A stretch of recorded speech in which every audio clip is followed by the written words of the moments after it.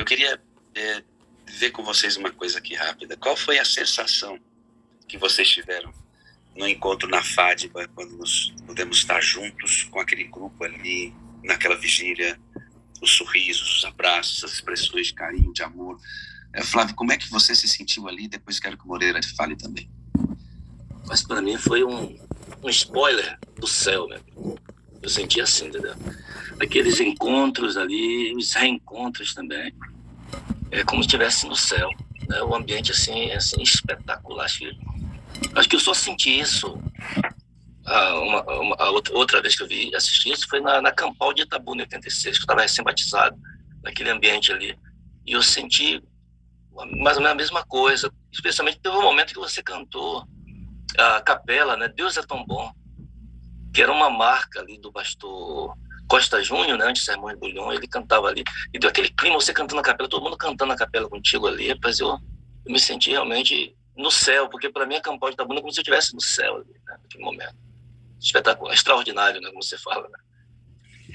Literalmente extraordinário. Moreira, como é que foi a sua percepção da vigília, dos encontros, dos abraços dos irmãos, da maneira como eles olham para você, como eles abraçavam você? Bom dia para você, querido. Bom dia para o pastor Flávio, aos amigos aí da sala. Rapaz, é como você costuma dizer, foi cheiro de igreja primitiva. Amor não fingido e o despertamento realmente de um amor verdadeiro, de cumplicidade, um povo que de fato está desejoso de viver uma reconsagração, de viver uma nova experiência, uma experiência real com Deus. E eu também verifiquei ali a evidência de um movimento consistente, que não é fogo de palha, não é uma coisa de momento. Eu vi gente que rodou quilômetros para participar de uma vigília. O Júnior, por exemplo, ele até achou que a gente está fazendo caravanas Brasil afora e disse: eu quero acompanhar a agenda, porque onde tiver essa vigília, eu quero estar presente, né? Deve estar assistindo a gente aí. Então foi marcada por muitas emoções espirituais, todas elas, e a gente viu os laços fraternos daqueles que, pedidos pela palavra do Senhor, a gente experimentou todos eles. Então foi realmente um dia, uma experiência ímpar na minha vida, sem igual. Nós tivemos um casal que veio de Macapá para assistir a vigília junto com o pastor Ivo. Os nossos moderadores, alguns deles saíram do estado onde eles moram, de avião, de carro, para estar na vigília na Fátima. Outros amigos fizeram caravana. Teve uma caravana que me entregou uma cesta com um monte de lanchinho dentro. Cada pote tinha a imagem da sala, a minha imagem, uma coisa linda. Depois eu vou tirar foto para vocês verem. Eles rodaram quase 400 quilômetros para estar na vigília de ônibus. É um negócio, é um mover do espírito absolutamente extraordinário. Eu queria aqui dar o meu testemunho para vocês sobre a vigília e sobre esses encontros, tanto de São Paulo como esse agora, na nossa sala híbrida. Queridos, o encontro não são de pessoas que admiram pessoas só. Não é alguém que está chamando a atenção por si mesma, por si mesmo, ou por um talento, ou por uma capacidade. O que nos une é o amor de Cristo. É o mesmo Espírito que existe em nós. É extraordinário. Quando os irmãos abraçam a gente, que eles dizem assim: nossa, vocês existem, né? É porque eles estão agradecidos por algo que está acontecendo dentro deles. É dentro deles. Não é porque o pastor Wagner, o pastor Flávio, o pastor Moreira são especiais e tem algo. Não é na gente, é em nós que está acontecendo. É em nós. A luz está acesa e incidida sobre o Espírito Santo. A luz está acesa e incidida sobre a pessoa de Cristo. A luz está acesa e incidida sobre a pessoa do Deus eterno. O restante, todos são apenas instrumentos, vasos usados, cada um do seu jeito, com o seu dom, com sua capacidade. Isso aqui é lindo demais. Isso é lindo demais. O destaque é na pessoa dele. E cada um está sendo utilizado nesta sala com o seu dom, com sua capacidade. Todos de forma igual, sabe? De forma igual. Isso é lindo, é cheiro de igreja primitiva. Deus seja louvado por isso. Pastor Wagner? Sim. eu faço aqui um apelo, um pedido, né, para que cada um de nós se faça juiz do outro, nesse sentido, no sentido de não permitir que nós queiramos colocar outro no lugar de Cristo e que a gente não permita que o homem apareça, que seja diferente disso que você está falando aí. Se alguém perceber em algum momento que eu ou outro moderador está falando alguma palavra que não é o sentido da sala, exaltando o homem, exaltando a sala como um fim em si mesmo, a gente tem que estar sempre corrigindo um ao outro. Nós somos a Igreja Adventista do Sétimo Dia, em busca do Espírito Santo, atendendo a orientação profética para que sejamos um povo que é diariamente, cotidianamente batizado no Espírito Santo. Essa é a chuva temporã, e que somente os que estiverem sendo batizados na chuva temporã estarão habilitados para receber a chuva serôdia, que está para cair sobre a igreja. Então que a gente se cuide um do outro, e a gente trabalha sempre dentro dessa premissa. Eu sou adventista do Sétimo Dia, a Sala 57 é um programa da Igreja Adventista, dos pastores adventistas, dos membros adventistas, para nos incentivar na busca de uma consagração diária, do batismo diário do Espírito Santo. Estamos sendo ensinados, exortados, instruídos na palavra, estamos orando, e se incomoda realmente o maligno, mas nós somos uma igreja só, nós somos um movimento só, e quem aparece aqui é Jesus. Se Jesus não aparecer, a gente precisa ser calado, a gente precisa ser detido, porque nós não temos o direito de falar em nós mesmos, por nós mesmos. Temos que falar em nome daquele que nos resgatou e é o líder da igreja, o cabeça da igreja, e pelo Espírito Santo. Muito bem colocado, pastor. Muito obrigado pela lembrança. Isso para não ficar nenhuma dúvida de que este é um movimento adventista do Sétimo Dia, absolutamente alinhado à igreja, né? A igreja. Quando a gente fala Sala 57 aqui, nós estamos falando da experiência que nós estamos vivendo. Quando o pessoal do MASC, que é a busca pelo Espírito Santo no seu momento a sós com Deus, o MASC fala do MASC. Quando outros movimentos são estabelecidos, eles se dirigem a você através do movimento estabelecido. Então nós aqui da Sala 57 usamos a expressão Sala 57 porque é o movimento de onde nós estamos disponibilizando, né, para quem desejar na madrugada a sua busca pessoal. Obrigado, pastor Moreira. Pastor Flávio, vamos então para a mensagem desta manhã, querido, que Deus te use com bastante poder agora. Amém? Amém, amém. Um bom dia a todos os irmãos aí, terminando cumprimentando aí todos, né? Mas uma alegria estar aqui outra vez para a gente meditar sobre a palavra de Deus. Como eu disse aqui, essa vigília me impactou assim, de forma muito poderosa, né? Pelas mensagens, pelas músicas, né? Por tudo ali que aconteceu. O pessoal do Convicção Trio, né? Que estava dirigindo o serviço de cânticos, né? Escolhendo as músicas assim, bastante inspiradoras também. Tudo maravilhoso, né? Eu não tenho assim do que dizer que não foi bom, né? Agora, para mim, o que mais me impactou foi o que eu comentei há pouco, a questão do céu, né? Ali, aquela impressão, né? Eu vi tantas pessoas que eu reencontrei uma amiga de mais ou menos 35 anos que eu não havia. Tinha uma lacuna de 35 anos. Eu havia uma adolescente, agora encontrei uma mulher, né? Uma mulher já madura, depois de 35 anos. Então, mas ali também tive aquele pensamento também do céu, encontros, reencontros e alguns desencontros. Algumas pessoas não estavam ali na vigília, né? Que eu gostaria de ver, de conhecer ou de reencontrar, mas infelizmente não estavam ali. E, infelizmente também é uma realidade, né? Que é uma situação que mostra a realidade também do céu. Ontem eu assisti com a minha filha aqui um filme na Netflix, 90 Minutos no Céu, e conta a história baseada em uma história real de um pastor batista. E ele tem um acidente e nesse acidente ele morre, né? Morre no acidente e fica morto durante 1h30, né? 90 minutos. Depois ele ressuscita, né? Depois é constatado que os sinais vitais voltam outra vez. Na verdade, os paramédicos ali comprovam realmente que está morto, né? Mas depois os sinais vitais voltam, depois de 1h30, e ele volta contando o que foi que ele viu. Ele tem uma experiência no céu. E nessa experiência ele viu algumas pessoas. Conta tudo não, pastor. Não vou dar spoiler. Não vou dar spoiler, não. Entendeu? Então é mais ou menos isso aí, né? A essência do filme é essa aí. Eu estava pensando em falar hoje da continuidade, né? Da continuidade, aquela sequência que a gente está fazendo, a parábola do semeador.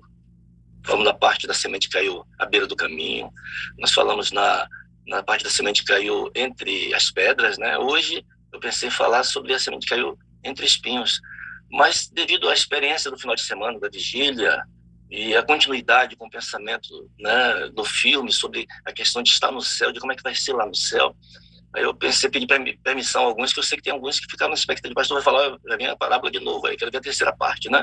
Essa terceira parte vai ficar para um outro dia, eu quero falar um pouquinho mais sobre esse assunto do céu. Eu queria convidar você a abrir a Bíblia, por favor, no livro no Evangelho de Lucas, no capítulo 18. Vai servir aqui de pano de fundo aqui para a nossa reflexão nesse tema tão maravilhoso, tão espetacular, né, da palavra de Deus. Lucas 18, versículo 28.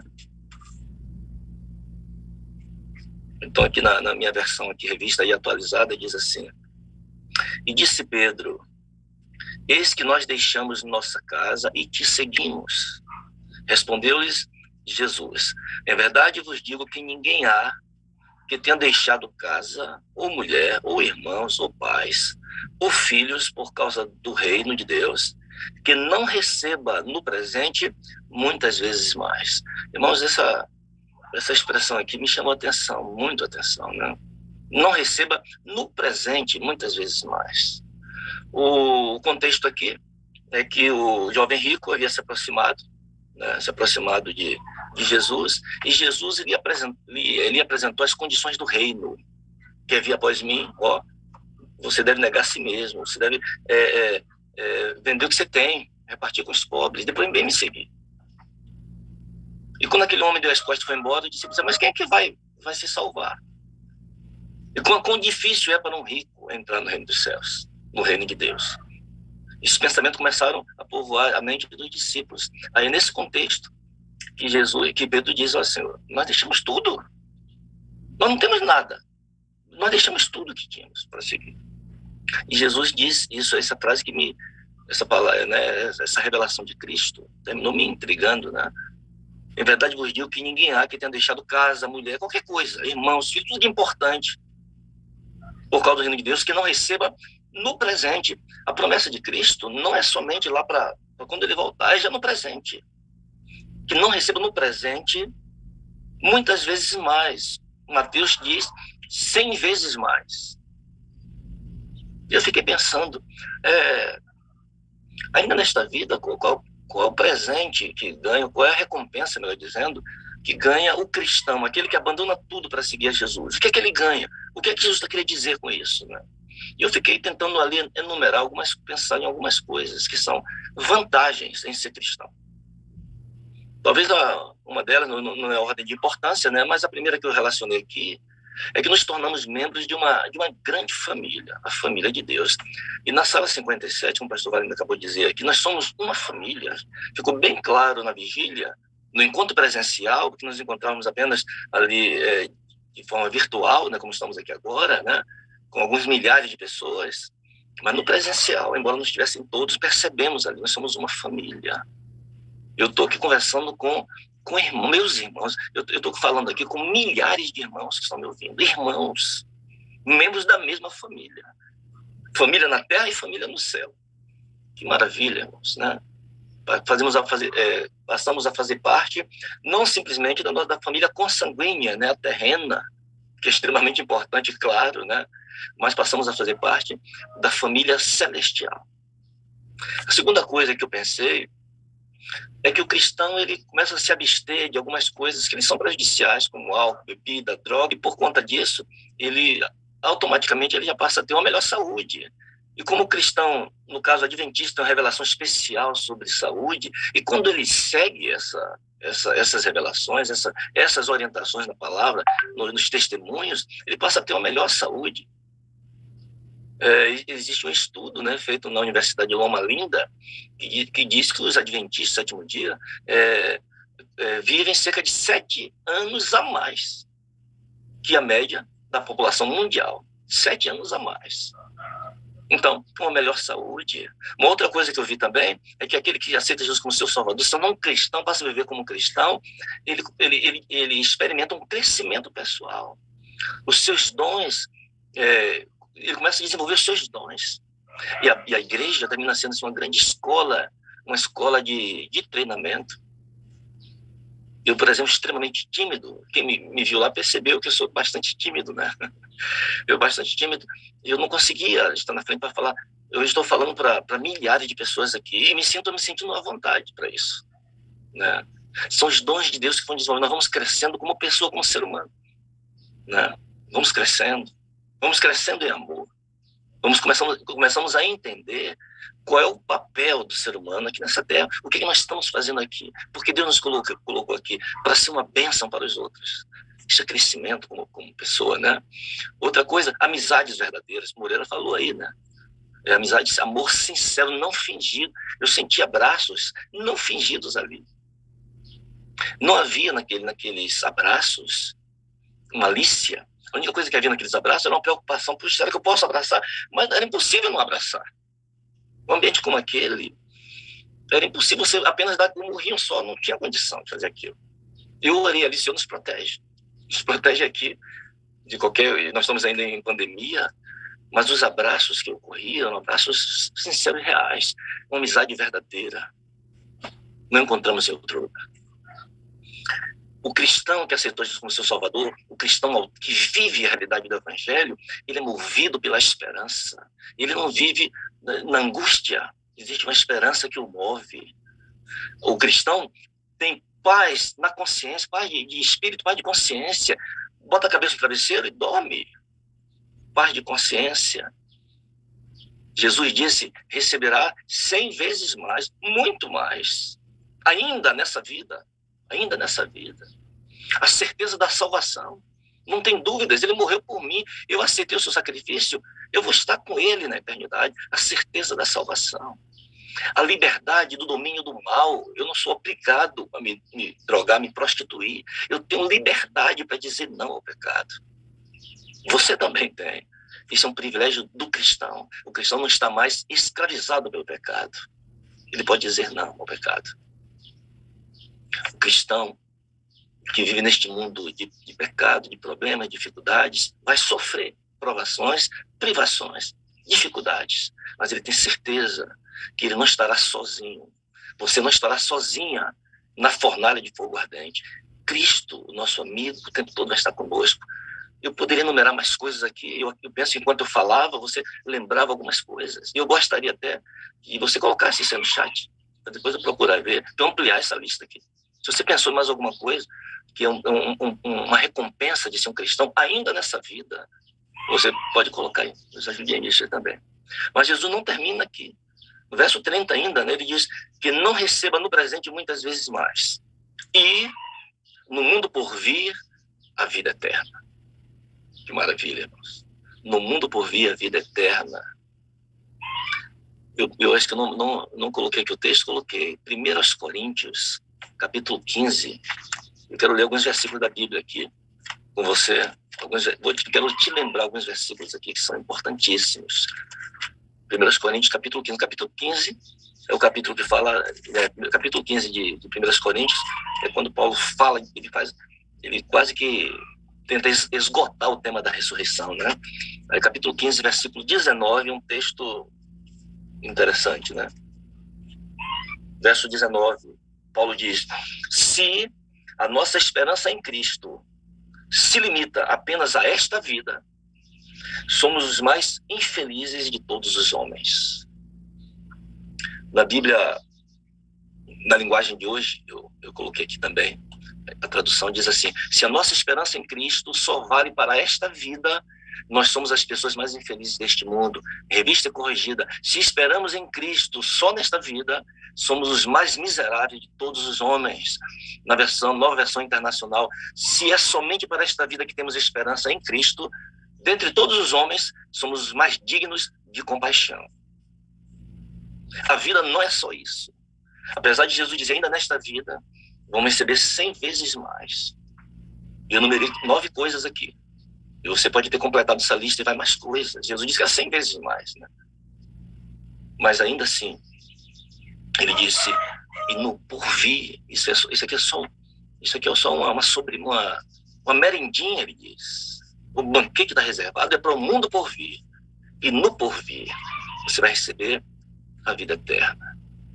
Irmãos, todas as religiões falam no céu, sobre a existência de um céu, de alguma maneira, de um paraíso a ser conquistado. Todas as religiões cristãs e não cristãs falam de depois desta vida alguma outra coisa melhor, que nós chamamos de céu. O cristão chama de céu isso aí. Mas a grande maioria não sabe exatamente o que é. Alguns imaginam o céu como um lugar onde tem espíritos sem corpos, quase que assim translúcidos, né? Que ficam assentados em nuvens com harpa de ouro na mão e passam toda a eternidade tocando aquelas harpas, né? E alguém já falou, rapaz, que tédio, isso aí não é um céu, isso deve ser um tormento, né? A pessoa fica sentada numa nuvem tocando harpa durante toda a eternidade, né? Não é bem o céu, né? Maomé, o profeta do islamismo, Maomé, ele acreditava e ensinava a existência de 7 céus, que era um processo de desenvolvimento do coração e da vida, né? Um céu de ouro, depois de prata, de passar para ouro, diamante, já passando por pedras preciosas, esmeraldas, até chegar no 7º céu. Inclusive, quando eu era criança, havia uma revista, dessas revistas, não sei como era o nome da revista era 7º Céu. Eu não lembro de ter lido, eu era muito criança, minha mãe possuía dessas revistas, né? Talvez baseado nesse pensamento aí de Maomé. 7º céu. O 7º céu é o céu da gloriosa luz, segundo Maomé. E é lá que aqueles que foram fiéis vão receber grandes bênçãos, entre elas 72 virgens, né? Do céu do islamismo. No túmulo do jovem faraó, Tutankhamon, ou Tutankhamon, a pronúncia correta eu ainda tenho dúvidas, né? Mas ele os arqueólogos desenterraram a sua câmara mortuária, encontraram ali o seu túmulo, e ali dentro perceberam grande suntuosidade, né? Havia muito ouro, mas havia também, sabe o quê? A carruagem de ouro dele estava ali. Os seus móveis estavam ali. Havia também restos de alimento. Ele colocaram no túmulo também alimentos. Mataram escravos e colocaram lá dentro. Porque eles entendiam que ele estava partindo para uma nova vida, uma nova viagem. Por isso ele deveria ter os seus pertences, inclusive os seus escravos. Acreditava na vida após a morte, né? Os índios aqui no Brasil foram encontrados alguns túmulos de índios, né? Os arqueólogos dizem isso aí. E ali encontraram também seu arco junto, seu arco e suas flechas. É como se no mundo por vir eles deveriam estar prontos também para viver a sua vida, para, por exemplo, caçar. Em 1 Coríntios ainda, no capítulo 2, versículo 9, tem um texto que nós utilizamos bastante. 2 Coríntios 2, 9. Paulo diz assim, mas como está escrito, nem olhos viram, nem ouvidos ouviram, nem jamais penetrou em coração humano o que Deus tem preparado para aqueles que o amam. Não dá para a gente saber exatamente como é que é o céu. A gente só tem imaginação. E os artistas desenham pinturas e nós produzimos slides. Como seria o céu? As ruas de ouro, as casas, os edifícios também de ouro. Embora não temos uma revelação assim plena de como é que vai ser o céu, a Bíblia dá alguns vislumbres, né? Eu diria também alguns spoilers, né? Ou spoilers, não sei qual é também a pronúncia, do céu. Eu quero ver com vocês aqui algumas coisas que ocorrerão. A Bíblia quer nos dizer algumas coisas que ocorrerão na vida no céu. Ainda em 1 Coríntios, capítulo 15, se prepare para a gente ler alguns versículos da Bíblia a partir de agora. Eu gostaria muito que a Bíblia nos falasse aqui ao coração.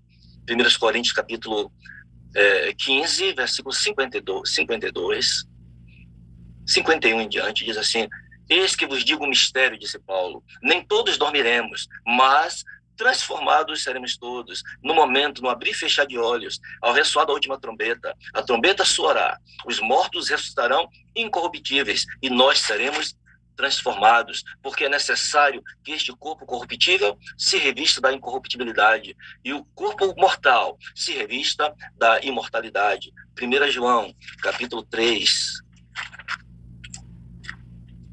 1 João, capítulo 3, versículo... Cadê? Dali, versículo 2. João diz: amados, agora somos filhos de Deus, e ainda não se manifestou o que haveremos de ser. Sabemos que, quando Ele se manifestar, seremos semelhantes a Ele, porque haveremos de vê-lo como Ele é. Irmãos, nós teremos o corpo restaurado. O nosso corpo será igual, semelhante, diz aqui João, a Jesus quando ressuscitou. Como era Jesus quando ressuscitou? Era translúcido? Era um fantasma?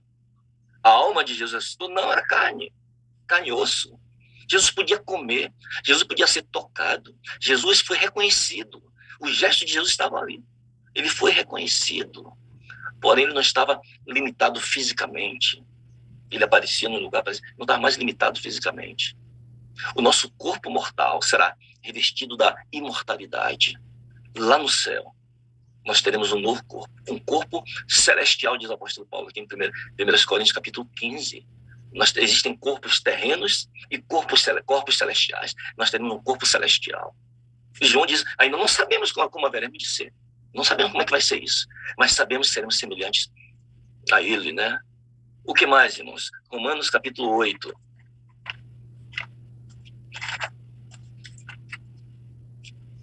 Romanos, capítulo 8, versículo 19 até o 21. Diz assim, a ardente expectativa da criação. Romanos 8, 19. A ardente expectativa da criação aguarda a revelação dos filhos de Deus, pois a criação está sujeita à vaidade, não voluntariamente, mas por causa daquele que a sujeitou, na esperança de que a própria criação será redimida do cativeiro da corrupção para a liberdade da glória dos filhos de Deus. Em Isaías, capítulo 11. A criação será redimida. Nós lemos aqui, diz o apóstolo Paulo, Isaías capítulo 11, versículo 6 até o 9. O lobo habitará com o cordeiro, e o leopardo se deitará junto ao cabrito. O bezerro, o leão novo e o animal cevado andarão juntos, e um pequenino os guiará. A vaca e a ursa pastarão juntas, e as suas crias juntas se deitarão. O leão comerá palha, como boi. Voltará a ser vegetariano, né? A criança de peito brincará sobre a toca da áspide, e o já desmamado meterá a mão na cova do basilisco.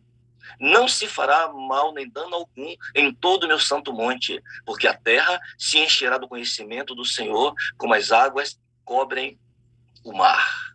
O ecossistema, irmãos, não somente nosso corpo, mas todo o ecossistema será restaurado. E essa redenção atingirá tudo, inclusive os animais, o clima, o planeta voltará a ter a beleza original. É o processo da redenção, a volta ao Éden.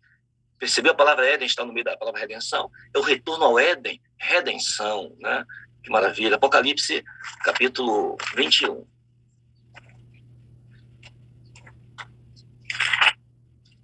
Texto sobremodo conhecido, né?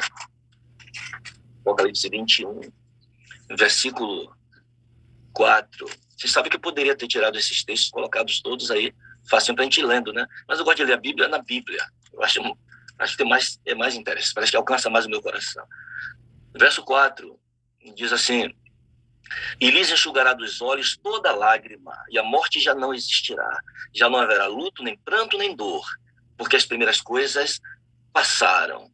A vida e a saúde serão plenas, serão plenamente restauradas outra vez. Vida eterna outra vez. Não mais dores, não mais sofrimento, não mais doença. Isaías capítulo 65. São spoiler que a Bíblia nos dá de como será a vida no céu.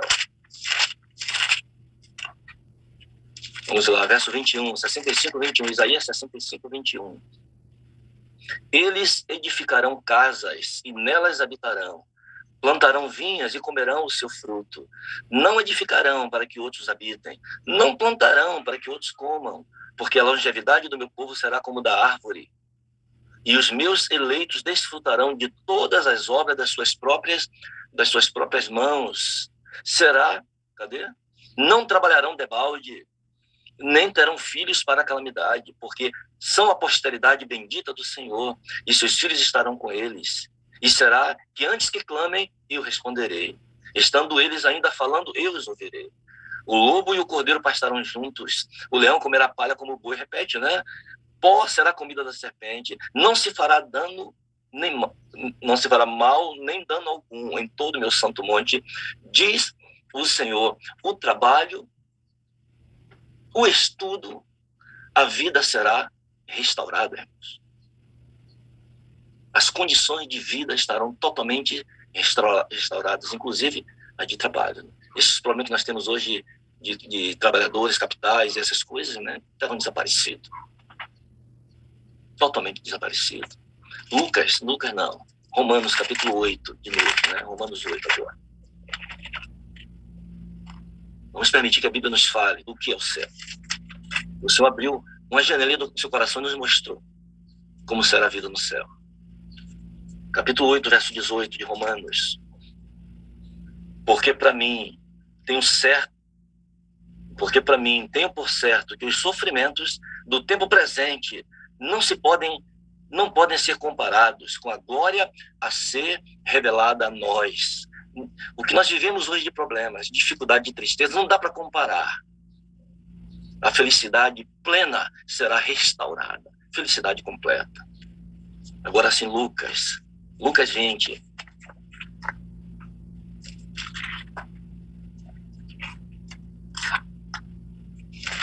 Lucas 20, versículo 34. Então lhes acrescentou Jesus: os filhos deste mundo casam-se e dão-se em casamento, mas os que são havidos por dignos de alcançar a era vindoura e a ressurreição dentre os mortos não casam, nem se dão em casamento, pois não podem mais morrer, porque são iguais aos anjos e são filhos de Deus, sendo filhos da ressurreição. O texto bíblico nos diz aqui que a relação entre as pessoas será restaurada. Aqueles que perguntam, vai haver casamento no céu? Como é que vai ser? Ellen White respondendo a isso. Ela diz assim, está no livro Primeiras Mensagens Escolhidas, me parece que o volume 1, volume 2, não lembro agora. Não coloquei para a nossa avaliação aqui, mas ela diz o seguinte: alguns ficam perguntando sobre a vida na nova terra, se haverá casamentos. Diz, o que Jesus disse, basta. Ela fala assim, né? Jesus disse, não se casarão, não se casam, não se dão em casamento. E será inaugurada, irmãos, uma nova relação entre as pessoas. Você já pensou nisso aí? O que eu vou sentir pelo meu pai, pelo meu filho, pela minha esposa, pelo meu amigo, por você que está aí, vai ser o mesmo tipo de amor. Vai ser um amor só. Um amor único, que vai unir todas as pessoas. Uma nova relação entre as pessoas. A relação entre as pessoas será também restaurada. Deixa eu ver, tem mais aqui? Apocalipse, capítulo 21. Tenha paciência comigo aqui, mas vamos ler os textos todos. Já lemos Apocalipse 21, versículo 4. Vamos ler agora Apocalipse 21, o versículo 3. Então ouvi grande voz, vinda do trono, dizendo, eis o tabernáculo de Deus com os homens. Deus habitará com eles. Eles serão povos de Deus, e Deus mesmo estarão com eles. Maravilhoso, né? 22, Apocalipse 22, versículos 3 e 4. Nunca mais haverá maldição, nunca mais haverá qualquer maldição. Nela estará o trono de Deus e do Cordeiro. Os seus servos o servirão. Contemplarão a sua face e na sua fronte está o nome dele. O nome de Deus pertence a ele. A comunhão com Deus será plenamente restaurada, irmãos. Aquela glória, Romanos capítulo... Também não mando o que agora? Mas você lembra o texto? Acho que é 3:22. Que diz, pois todos pecaram e carecem da glória de Deus. Quando eu li esse texto pela primeira vez, foi na primeira Bíblia que eu tive, né, revista e corrigida, todos pecaram e destituídos estão da glória de Deus. 3:23. 3:23, é isso mesmo. Obrigado, Moreira. 3:23. Destituídos estão da glória de Deus, porque pecamos. A glória de Deus será novamente colocada sobre nós. E por que, irmãos, a glória de Deus será colocada? Porque nós fomos revestidos da glória de Deus para que pudéssemos ter intimidade com Ele. Quando nós pecamos, nós perdemos a intimidade com Ele, perdemos a glória. Por isso não podemos mais vê-lo face a face, porque não temos mais a glória, não temos a mesma glória. Nós ficamos nus diante de Deus. A comunhão será restaurada outra vez. Que maravilha, irmãos, que maravilha. Meu tempo está indo embora aqui, mas eu tenho que ler mais alguns versículos com vocês. Por favor, tenha paciência aí. 1 Coríntios, capítulo 15. Como eu disse, 1 Coríntios, capítulo da ressurreição. Então, a gente encontra muito material aqui sobre a vida, né? na nova terra ou no céu, né? No céu. 1 Coríntios, capítulo 15, verso 52. Já lemos isso aqui, né? Mas vamos ler mais um pouquinho aqui. No momento, no abrir e fechar de olhos, ao ressoar da última trombeta, a trombeta soará, os mortos ressuscitarão incorruptíveis. Nós seremos transformados. Verso 54. E quando este corpo corruptível se revestir da incorruptibilidade, e o que é mortal se revestir da imortalidade, então se cumprirá a palavra que está escrita: tragada foi a morte pela vitória. Onde está, ó morte, a tua vitória? Onde está, ó morte, o teu aguilhão? O aguilhão da morte é o pecado, e a força do pecado é a lei. Graças a Deus que nos dá a vitória por intermédio de nosso Senhor Jesus Cristo. Portanto, meus amados irmãos, sede firmes, inabaláveis e sempre abundantes na obra do Senhor, sabendo que no Senhor vosso trabalho não é vão, né? Não é. A proximidade com os nossos queridos também será restaurada. Porque nós ressuscitaremos os que estiverem mortos, os que estiverem vivos serão transformados. Olha, meu tempo já foi aqui. 35 minutos que eu marquei, já foi. Vamos fechar agora com os próximos 5 minutos para encerrar nosso raciocínio. Essa reflexão aqui. A proximidade será restaurada, né? Porque nós iremos nos encontrar. E depois cada um vai pegar seu carro e voltar para casa, como aconteceu na vigília. Nós vamos ficar ali. E vamos ficar ali. O que mais? João capítulo 14, verso 1 a 3. Isso aqui eu vou recitar para a gente ganhar tempo. Você conhece. Não se turbe o vosso coração, credes em Deus, crede também em mim. Na casa do meu pai, disse Jesus, há muitas moradas. Se assim não fora, eu vou teria dito, pois vou preparar-vos lugar. E quando eu for e vos preparar lugar, eu voltarei. Virei outra vez. E vos receberei para mim mesmo, para que onde eu estiver, estejais vós também. Eu acho interessante que essa palavra de Cristo, ela se completa nas palavras de Paulo. Porquanto o Senhor mesmo, como ele prometeu, dada a sua palavra de ordem, ouvida a voz do arcanjo e ressoada a trombeta de Deus, descerá dos céus. E os mortos em Cristo ressuscitarão primeiro. Depois nós, os vivos, os que ficarmos, seremos arrebatados juntamente com eles entre nuvens para o encontro com o Senhor dos ares. E Paulo termina dizendo, Jesus terminou dizendo, para que onde estiver, eu estiver, estejais vós também. E Paulo conclui esse raciocínio dizendo, e aí, e assim, estaremos para sempre com o Senhor, cumprindo a promessa. No céu, nós estaremos com Cristo. Ele vai vir exatamente para isso, para nos buscar, para viver com Ele no céu, viver a eternidade com Ele. Como será viver no céu? Não sabemos. Podemos apenas vislumbrar algumas coisas. Mas uma coisa nós sabemos, o céu ele é real, um lugar real, com pessoas reais e com uma vida igualmente real, irmãos. Não vai ficar sentado numa nuvem tocando, não. Uma vida real, onde as pessoas, os salvos, estarão realizando projetos, realizando os mais profundos sonhos, os seus maiores desejos e anseios poderão ser realizados lá no céu. Eu queria compartilhar com você aqui a tela. Eu quero mostrar aqui como Ellen White viu a questão do céu. No livro O Grande Conflito. Nas últimas páginas do Grande Conflito, na página 677, 678. queria ler com vocês esses textos aqui. Ali, disse Ellen White, ali no céu, os remidos conhecerão como são conhecidos. O amor e simpatias que o próprio Deus plantou na alma encontrarão ali o mais verdadeiro e suave exercício, a comunhão pura com os seres santos, a vida social harmoniosa com os bem-aventurados anjos e com os fiéis de todos os tempos, que lavaram suas vestes e as branquearam no sangue do Cordeiro, os sagrados laços que reúnem toda a família nos céus e na terra, segundo Efésios 3,15, tudo isto concorre para constituir a felicidade dos remidos. Ela continua. Ali, mentes imortais contemplarão com deleite que jamais se fatigará as maravilhas do poder criador, os mistérios do amor que redime. Ali não haverá nenhum adversário cruel, enganador, para nos tentar ao esquecimento de Deus. Todas as faculdades se desenvolverão, ampliar-se-ão todas as capacidades. A aquisição de conhecimento não cansará o espírito, nem esgotará as energias. Ali, os mais grandiosos empreendimentos poderão ser levados avante, alcançadas as mais elevadas aspirações, as mais altas ambições realizadas. E surgirão ainda novas alturas a atingir, novas maravilhas a admirar, novas verdades a compreender, novos objetivos a aguçar as faculdades do espírito, da alma e do corpo.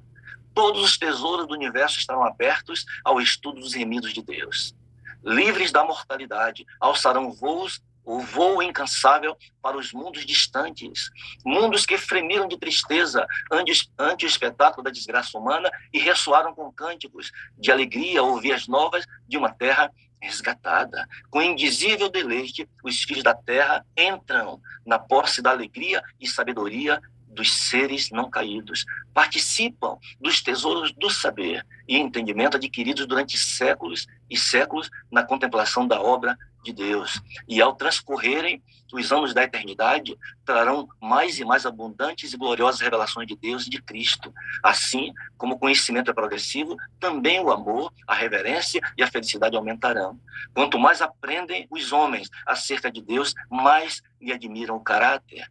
Ao revelar-lhes Jesus as riquezas da redenção e os estupendos feitos do grande conflito com Satanás, a alma dos resgatados fremirá com mais fervorosa devoção e com mais arrebatadora alegria, dedilharão as harpas de ouro, e milhares de milhares, e milhões de milhões de vozes se unem para avomular o potente coro de louvor.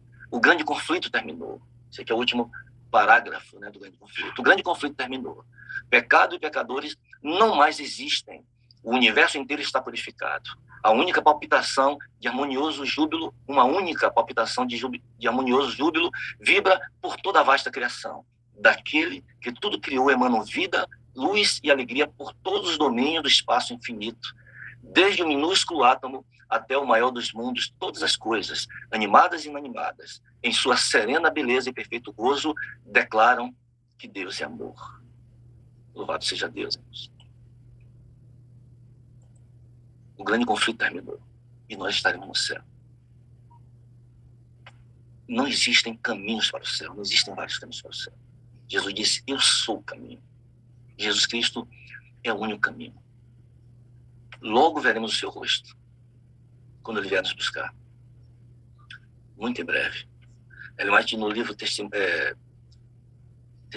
para a Igreja, no volume 1, na página 88, ela diz assim, se perderdes o céu, perdereis tudo. Se ganhardes o céu, ganhareis tudo. Rogo-vos que não cometais um erro neste sentido. São aqui envolvidos interesses eternos. Tem um pregador que um dia pregou e disse assim, não se atreva a ficar fora do céu. Não se atreva. Último versículo para concluirmos. Hebreus capítulo 11.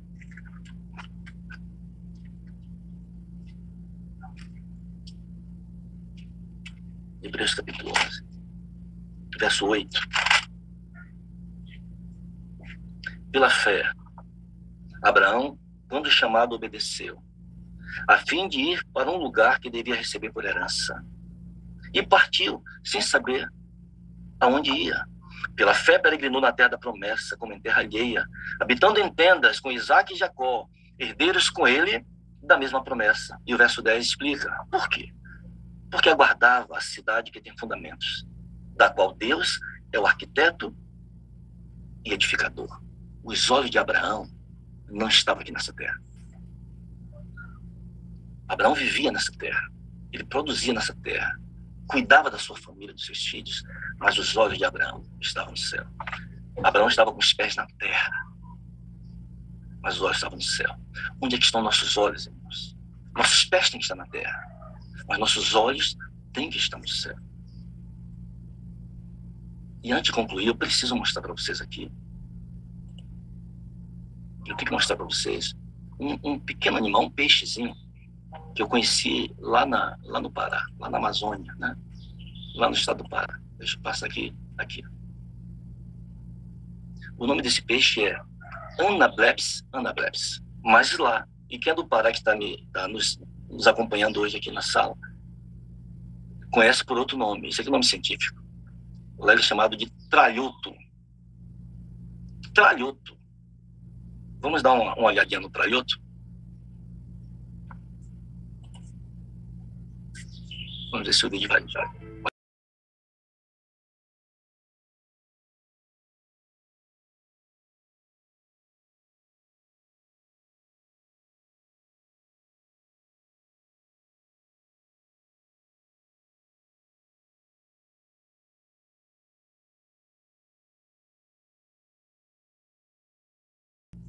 O tralhoto ele fica na beirada das pontinhas de rio. Fica mais ou menos na lama. Quando você foca na lanterna, com a lanterna você vê os olhos dele brilhando. Mas ele tem uma característica, é por isso que eu estou mostrando para você. Deixa eu mostrar aqui. Novamente o tralhoto, aqui. Agora uma foto dele. Observe o tralhoto. Ele é chamado também de peixe de 4 olhos. Porque o tralhoto, ele tem a capacidade de viver em 2 mundos.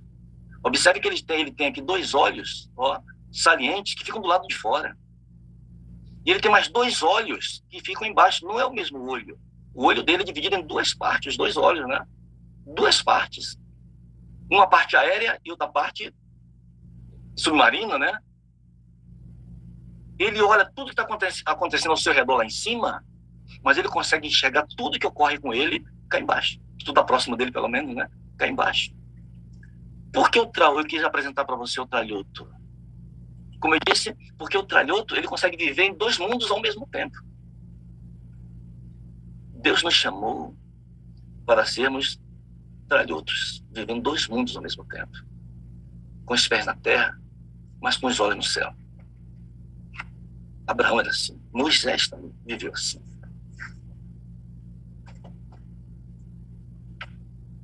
Se perdermos o céu, teremos perdido tudo, irmãos. Durante essa vigília no Iaém, eu fiquei pensando nisso. O céu será maravilhoso, estar no céu. Mas eu preciso, todos os dias, ter um encontro com esse Jesus maravilhoso, que é o caminho, é a única forma de ir para o céu, é através de Cristo.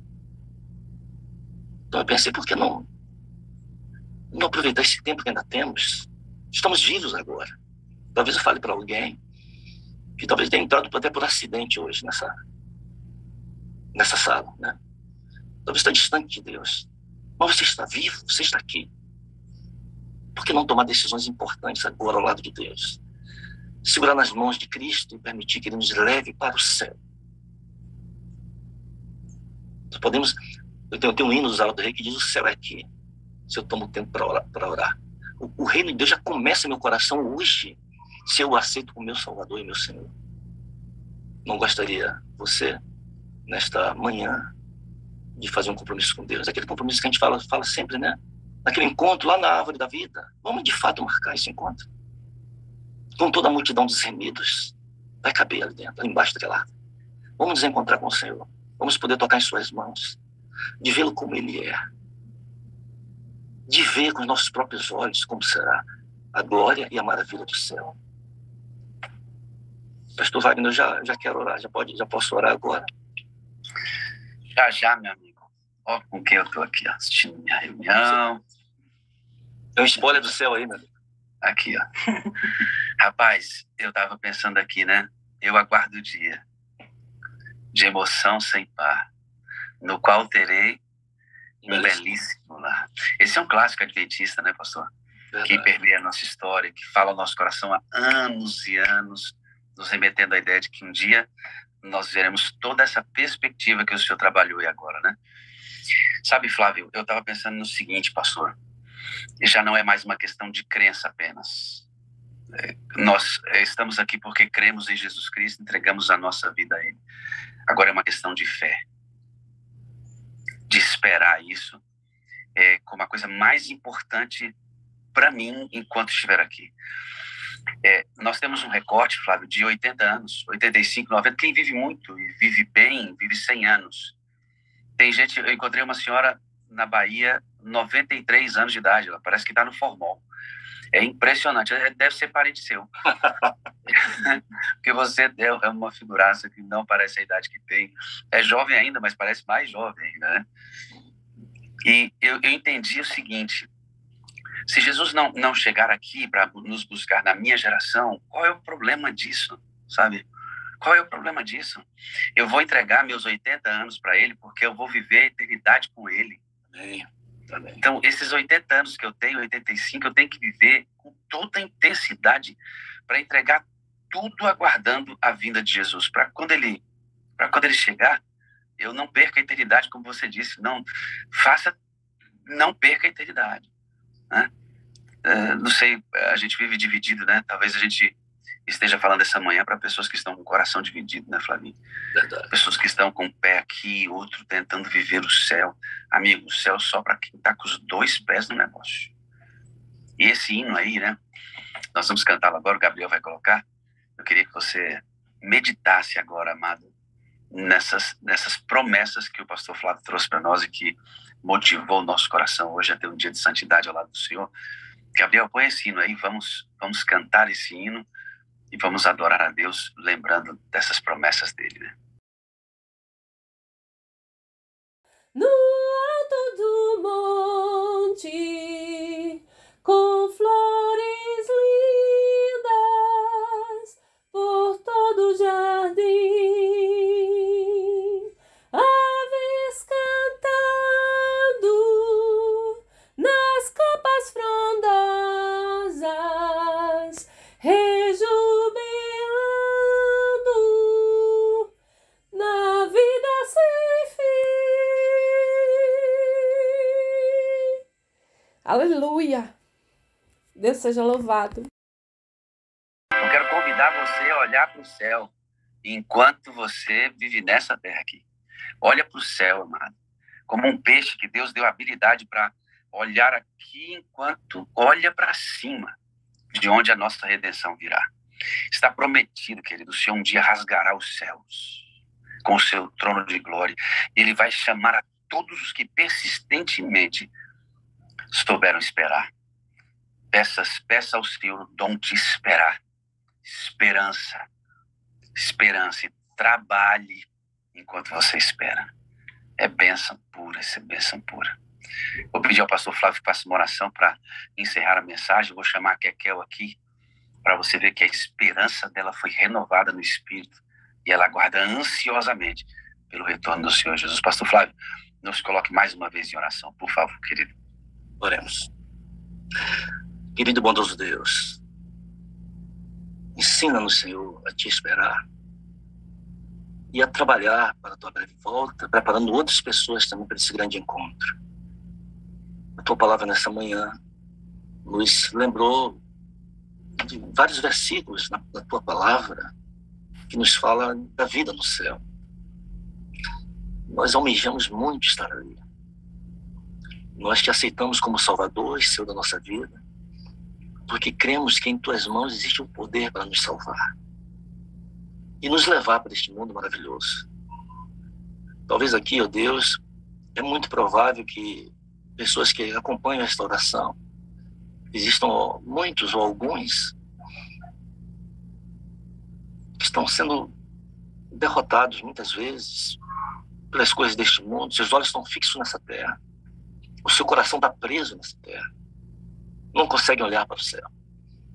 Que nesta manhã o Senhor tenha realizado um milagre na vida do teu filho e da tua filha, que ela possa e ele possa despertar para a realidade de Jesus Cristo olhando nos seus olhos nesse instante, e dizendo: vem para mim, que eu quero te dar a vida eterna, eu quero que você viva comigo por toda a eternidade. E essa certeza, essa esperança, essa fé possa preparar-nos para este grande momento. Será maravilhoso estar juntos, uns com os outros e todos com o Senhor. Nos dá, Pai, essa graça, esta alegria, nos confirma esta certeza em nosso coração. Oramos e agradecemos no nome de Jesus. Amém e amém.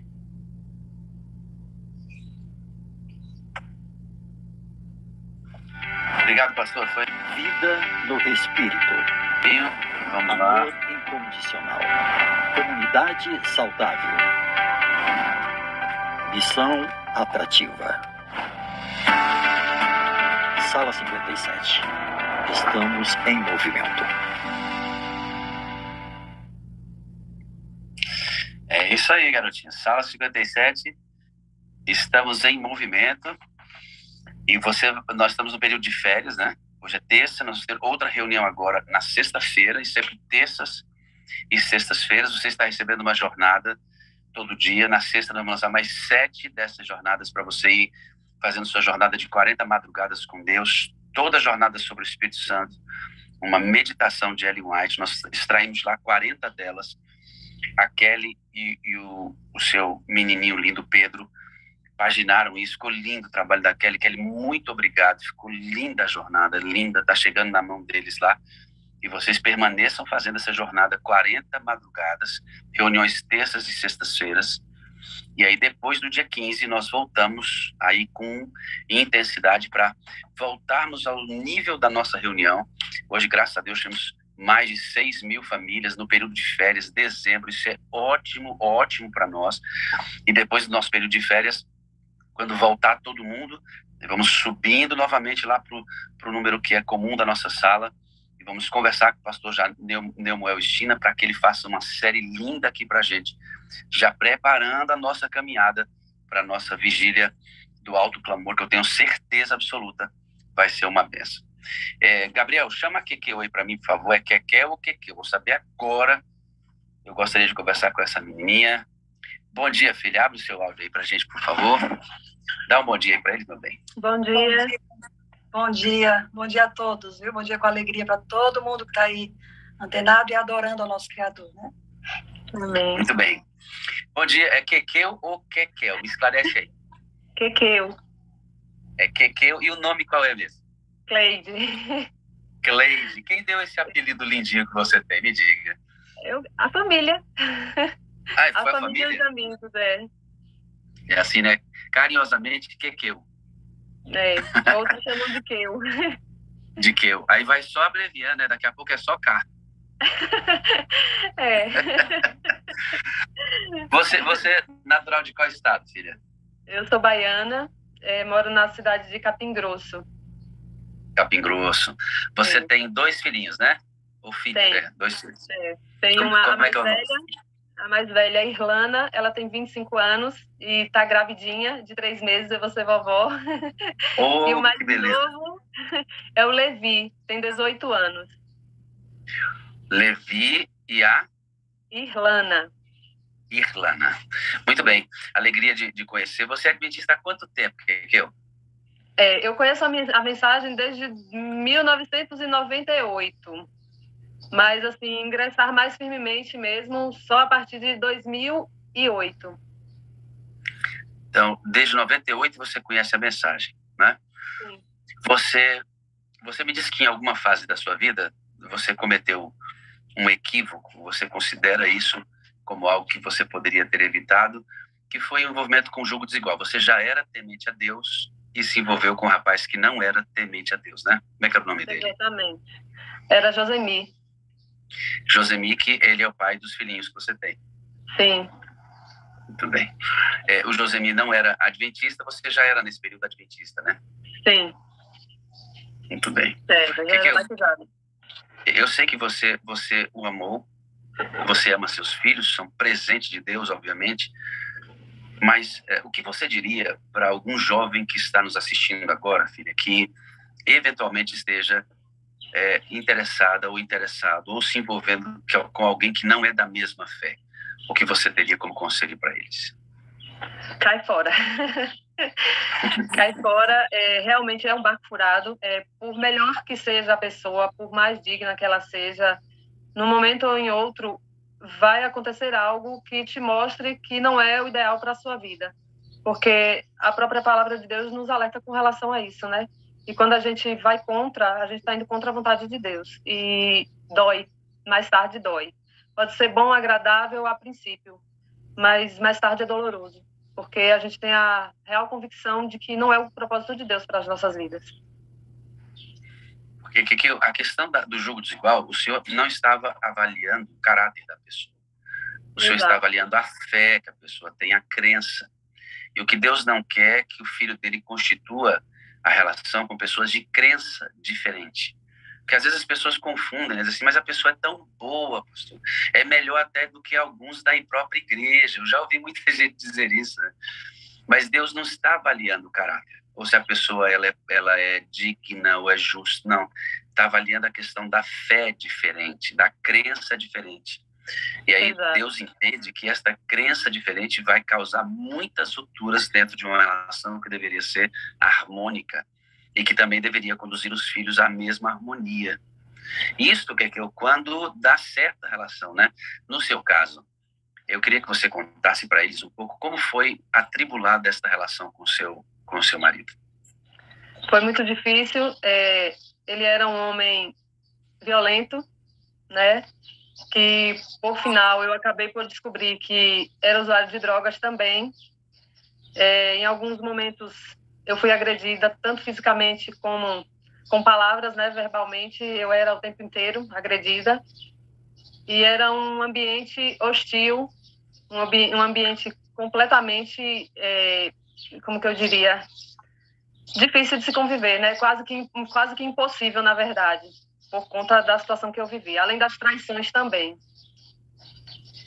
que havia muita traição. Então você chegou a apanhar mesmo, fisicamente? Sim, sim. Você consegue esquecer essas cenas? Não. Infelizmente, não. Por menos que você sinta dor hoje, por isso e por essas coisas já terem passado, você tem uma nova vida em Cristo hoje, graças a Deus.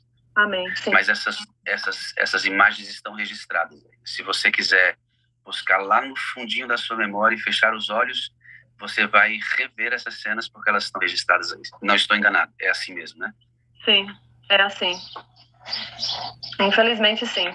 São marcas que o tempo ele só ameniza, mas não consegue apagar definitivamente, entendeu? Por mais que a gente lute, por mais que a gente queira, continuam lá. Sabe por que eu estou fazendo isso? É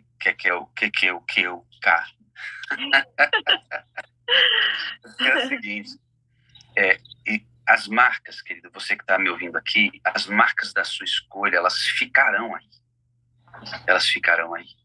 Tem pessoas que conseguem, como você, pegar e fazer um pacote dessas marcas, embrulhar e colocar num canto da memória e dizer, vocês estão aí e não atrapalharão a minha vida. Eu tenho um Deus que é maior que tudo isso. Amém. Mas tem gente que sucumbe, morre, seca diante dessas coisas. Por isso é muito importante que você faça bem as suas escolhas. Bem, em todas as áreas da vida. A gente não vai acertar sempre. Mas é muito importante que você procure acertar sempre. E vá nos ditames da palavra de Deus. Vá no que a Bíblia diz. Vá no que a Bíblia diz. Se você passar por dificuldades obedecendo a palavra de Deus, você terá certeza das bênçãos dele sobre sua vida. Exatamente. De repente, foi tão difícil para você que essa fase que você pensou em tirar a sua vida 2 vezes, é isso? Exatamente. Eu achava que assim, a dor era tão grande que a única solução no momento seria tirar a vida. Né? Era a solução mais rápida e mais fácil, a princípio. Que a gente fica cega. A dor é tão grande na alma que a gente fica cego. E isso é uma sugestão nítida do inimigo, querido.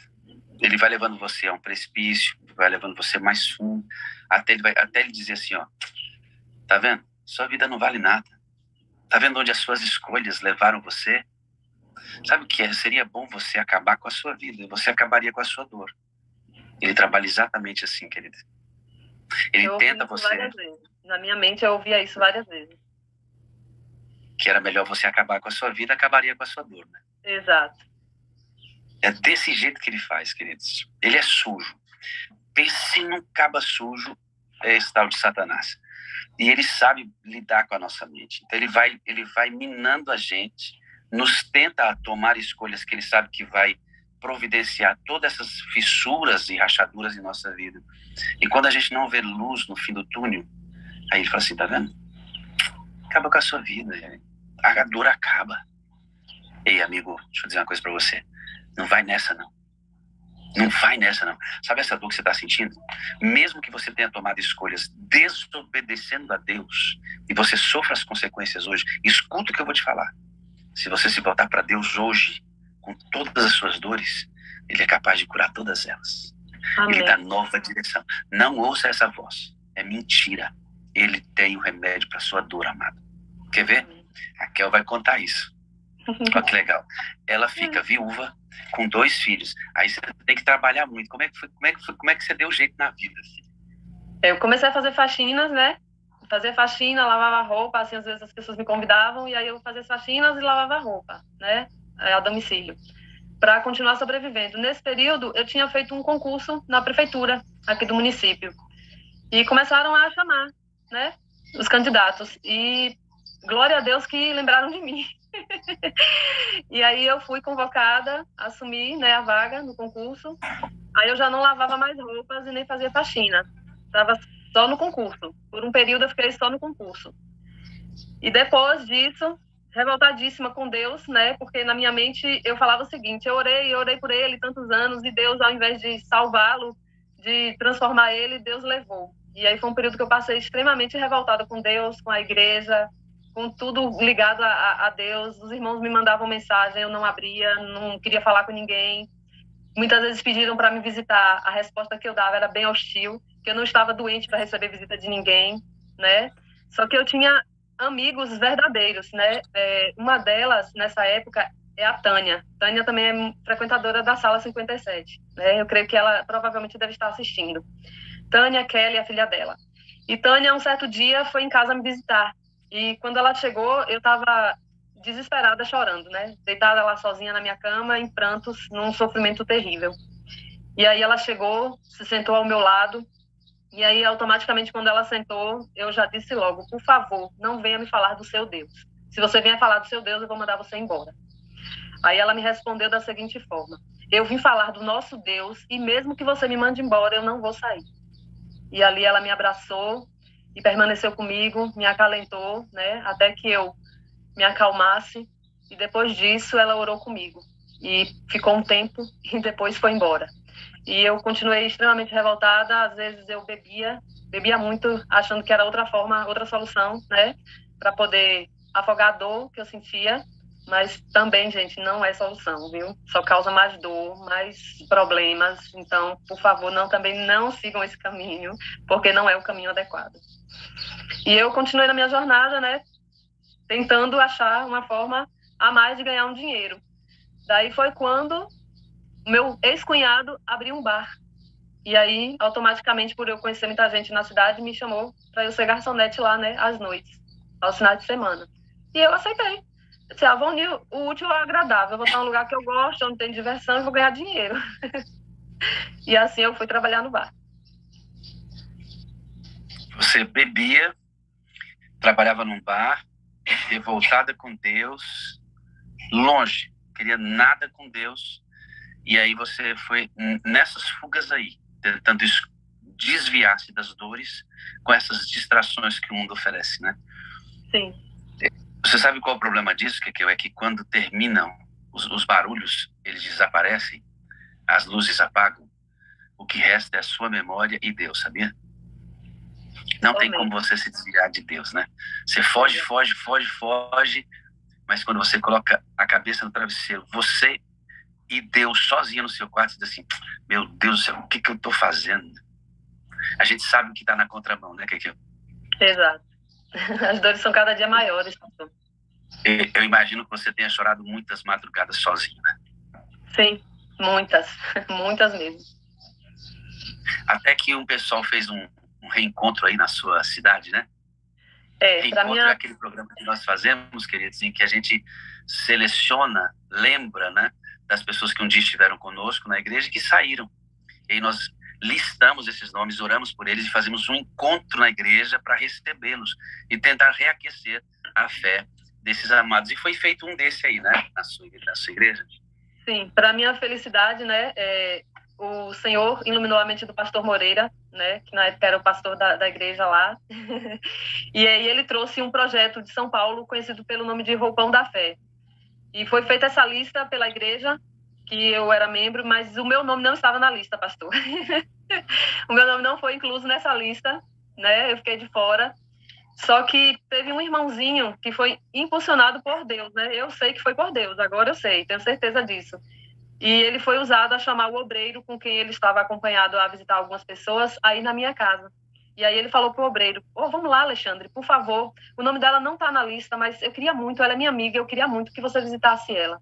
E assim Alexandre atendeu ao pedido dele e foram na minha casa, numa segunda-feira pela manhã. E foi um dia que eu estava assim, terrivelmente destruída emocionalmente, né? E aí eu ouvi alguém bater na porta e eu saí para atender.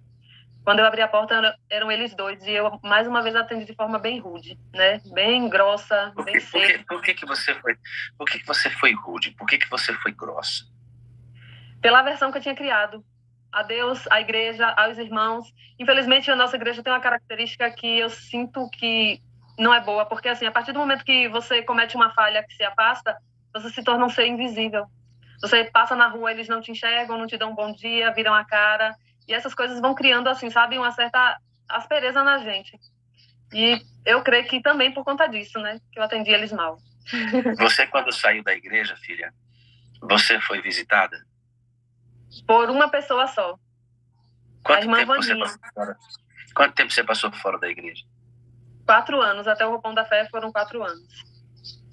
Queridos, deixa eu dizer uma coisa para você. Eu fiquei fora da igreja, sabe quanto tempo que eu? 6 anos. Quando eu decidi, juntamente com a minha esposa, e ela também estava fora da igreja, voltarmos, nós pedimos um pôr do sol na minha casa. Um culto de pôr do sol na minha casa. Veja, a igreja não foi atrás de mim. A igreja não teve um reencontro para me encontrar. Quem trabalhou para me trazer de volta à fé foi o meu irmão mesmo, sanguíneo, chamado Cláudio, que me levou uma fita do pastor Aldrovando na casa dele, para que eu assistisse juntamente com a minha esposa. E de lá da casa dele até a minha casa, eu e minha esposa decidimos voltar à igreja. E quando nós decidimos voltar, nós pedimos um culto de pôr do sol em minha casa. Você acredite no que eu estou falando para você. Nós tivemos dificuldade de fazer esse culto. Não. Mas é isso mesmo. E nesse período... Como é que pode? Desculpe. Como é que pode alguém estar voltando para a igreja e encontrar dificuldade para fazer um culto? Porque os irmãos tiveram dificuldade de ir lá. Nós realmente temos essa característica, amado, que nós temos que acabar com ela, que é a nossa falta de atenção àqueles que estão fora ou que estão em dificuldade, necessidade. Fica sempre para uma pequena quantidade de pessoas cuidar de tudo isso. Amado, você que está aqui, ou me ouvindo, quem é que não está indo à sua igreja? Qual foi o irmão que não foi ao culto? Cadê aquele que estava conosco que já não está mais? Todo dia que você chegar na igreja, querido, olha para a sua igreja e veja quem não está lá. E ligue imediatamente para esse irmão. Querido, você não veio ao culto hoje sentir sua falta. Será, Maíra, que você, se não fosse ao culto, gostaria de receber um telefonema desse? Ei, Maíra, você não vai ao culto. Falta por alguma dificuldade, né? Porque você está frágil na fé, não. Mas imediatamente naquele sábado alguém te liga. Ei, Maíra, senti sua falta hoje. O que aconteceu? Rapaz, isso seria bom demais, irmãos. Muitos que saíram não sairiam se fizéssemos só isso. Só isso. Mas os irmãos foram lá, né? Seu nome foi esquecido. Nessa época, o pastor Moreira estava lançando o Roupão da Fé. Moreira, se você estiver aí, amigão, vem aqui comigo um pouquinho. Veja aí, Gabriel, que o pastor Moreira está aqui, viveu essa expectativa. Seria excelente que ele estivesse conosco aqui agora, né? Se avisa aí, abre o seu áudio e fala comigo. Opa, tá ali. Abre o áudio aí, Moreira. Bom dia, querido, mais uma vez. Bom dia, pastor. Bom dia, pastor. Bom dia, Kekio. Muito bom te ouvir. Então, aí, esse irmão vai com você rejeita a presença, mas eles insistem. O que acontece lá naquela casa? Vai? Eles conversaram um pouco comigo e me levaram um presente, né? Me entregou, eu coloquei de lado. E aí ele insistiu que eu abrisse o presente. Por favor, abre, eu queria que você abrisse. Eu falei, depois. Ele falou, não, eu quero que seja agora. Aí, pela insistência dele, eu abri o pacote. E aí, quando eu abri, dentro do pacote, tinha um roupão, né? E aí, eu desabei em choro. Eles oraram comigo e deixaram um convite para que eu fosse à igreja à noite, que estava se iniciando uma semana de oração e que fazia questão da minha presença. Eu tentei colocar alguns empecilhos para não ir, mas ele insistiu muito, falou que iria me buscar e que eu estivesse pronta às 7h30, que ele passaria para me pegar com alguém para levar para a igreja. Aí eu disse que sim, né? Aceitei o convite. Aí eu trabalhei o dia, à noite, eu me aprontei para poder ir à igreja. Mesmo sem querer, né? Para ser agradável pela visita e o presente, eu disse que sim e fui me arrumar para ir à igreja. Ele demorou um pouco, se atrasou um pouco, né? Mas chegou. Chegou e me levou para o culto. E foi uma experiência fantástica, né? Eu senti uma atmosfera diferente, era algo diferente, realmente. Antes de ir para o culto, eu perguntar uma coisinha para o pastor Moreira aqui. Me diga uma coisa. Você estava rejeitando os irmãos. Você estava rejeitando a Deus por causa das suas mágoas. Mas quando você abriu aquela caixa e dentro tinha um roupão de batismo, por que você chorou? Porque eu senti que, além dos irmãos que estavam na minha casa, eu sabia que mesmo eu tendo cometido todos os erros que eu tinha feito, Deus ainda se importava comigo. Porque induziu a mente deles a me visitarem e a tentar me resgatar. Eu me senti importante de novo. Aquele roupão significava um recomeço para você? Sim. Literalmente um recomeço, uma nova vida. Irmãos, mesmo que a pessoa esteja dizendo não desista das pessoas. Mesmo que elas estejam rejeitando, existe um apelo que o Espírito Santo está fazendo lá dentro. Né, pastor Moreira? Como é que é essa questão do roupão do batismo, pastor? Como é que é isso? Fala pra gente. Olha, eu já enviei algumas vezes o link para o irmão Marcos Camilo para participar. Em qualquer momento ele vai participar. Quem deve estar nos assistindo aqui é o obreiro Gilmar Pimentel, que participa sempre da sala 57. O obreiro que visitou aqui foi o Alexandre. Então, eu queria que em um momento como esse, a gente pudesse ter mais oportunidade de ver mais pessoas que também tiveram essa experiência. Eu creio que a irmã Zélia, uma dessas, vai conhecer. Então, assim, nem que eu estava na lista, como também Geórgia não estava na lista, e tem uma lista dos que não estavam na lista. Embora a lista fosse muito grande, tinha mais de 100 pessoas. O Roupão da Fé, pastor, não é meramente um programa do reencontro. Não se trata de apenas um programa que a Secretaria da Igreja faz uma lista, faz um convite para o pessoal vir para a igreja no sábado. Não, é um trabalho de muito preparo e de, vamos dizer, partir para o ataque, para o resgate mesmo. São soldados do Senhor que põem as armas e vão para o cativeiro do inferno. As portas do inferno não prevalecem e a gente resgata essas pessoas. E eu conheci o projeto em São Paulo em junho de 2014 e lá eu conheci, fiquei apaixonado e me ousei a fazer alimentar a possibilidade de trazer o projeto para Capim Grosso, porque um ano antes daquelas conversas assim, o tesoureiro da igreja falou que havia uma outra igreja fora da igreja. Então, quando eu ouvi falar do que era o projeto, meus olhos brilharam. Eu falei, olha só, qual a cidade que vai ter mais facilidade de se aplicar um projeto desse do que Capim Grosso, onde tem uma grande quantidade de adventistas. Foi aí, então, que eu trouxe a proposta para a comissão da igreja. Quando eu apresentei o projeto para a comissão da igreja, a gente sentiu, eu me emocionei, nós choramos, porque quando a comissão disse sim, nós sentimos a atmosfera do céu baixar sobre aquela comissão. E eu me recordo das palavras do pastor Lucas, quando a gente vai fazer o trabalho na direção de Deus, Deus vai dirigir as pessoas em nossa direção. Então foram surgindo ideias e nós praticamente estruturamos, criamos o que o Marcos Camilo mais tarde adotou como um passo a passo, uma teoria de como fazer o projeto Roupão da Fé. E nós escrevemos, nós descrevemos e prescrevemos o roupão da fé, de modo que qualquer pessoa hoje pode ter o material e poder aplicar na sua igreja. Então, se trata de um trabalho que tem esse preparo da igreja. A igreja foi preparada com os sermões que eu preguei e depois a igreja foi preparada com as ações para alcançar as pessoas. E também foi preparada com essa possibilidade para receber os que estavam vindo. E a primeira coisa que eu fiz foi um coquetel e convidei alguns. Nós mandamos uma carta para convidar as pessoas para o coquetel. Fizemos uma chácara, oferecemos, e eu pedi que as pessoas se levantassem e falassem, que quisesse falar, dissesse seu nome, quanto tempo ficou na igreja, por qual motivo saiu da igreja e onde nós erramos, para saber se tinha alguma coisa para a gente corrigir. A primeira pessoa que levantou foi Binho. Binho se levantou e disse, ele falou o nome dele, eu esqueço aqui, mas ele falou popularmente Binho. Eu saí da igreja porque eu descobri que eu sou gay e eu não queria me complicar e nem complicar a vida de mais ninguém lá. Eu sei que lá é o meu lugar, sei que lá é a verdade, sei que eu preciso de um milagre e estou aqui esperando no Senhor. Então ali desarmou a gente, criou uma situação de mais amor, de aproximação das pessoas, de mais desejo de alcançar as pessoas.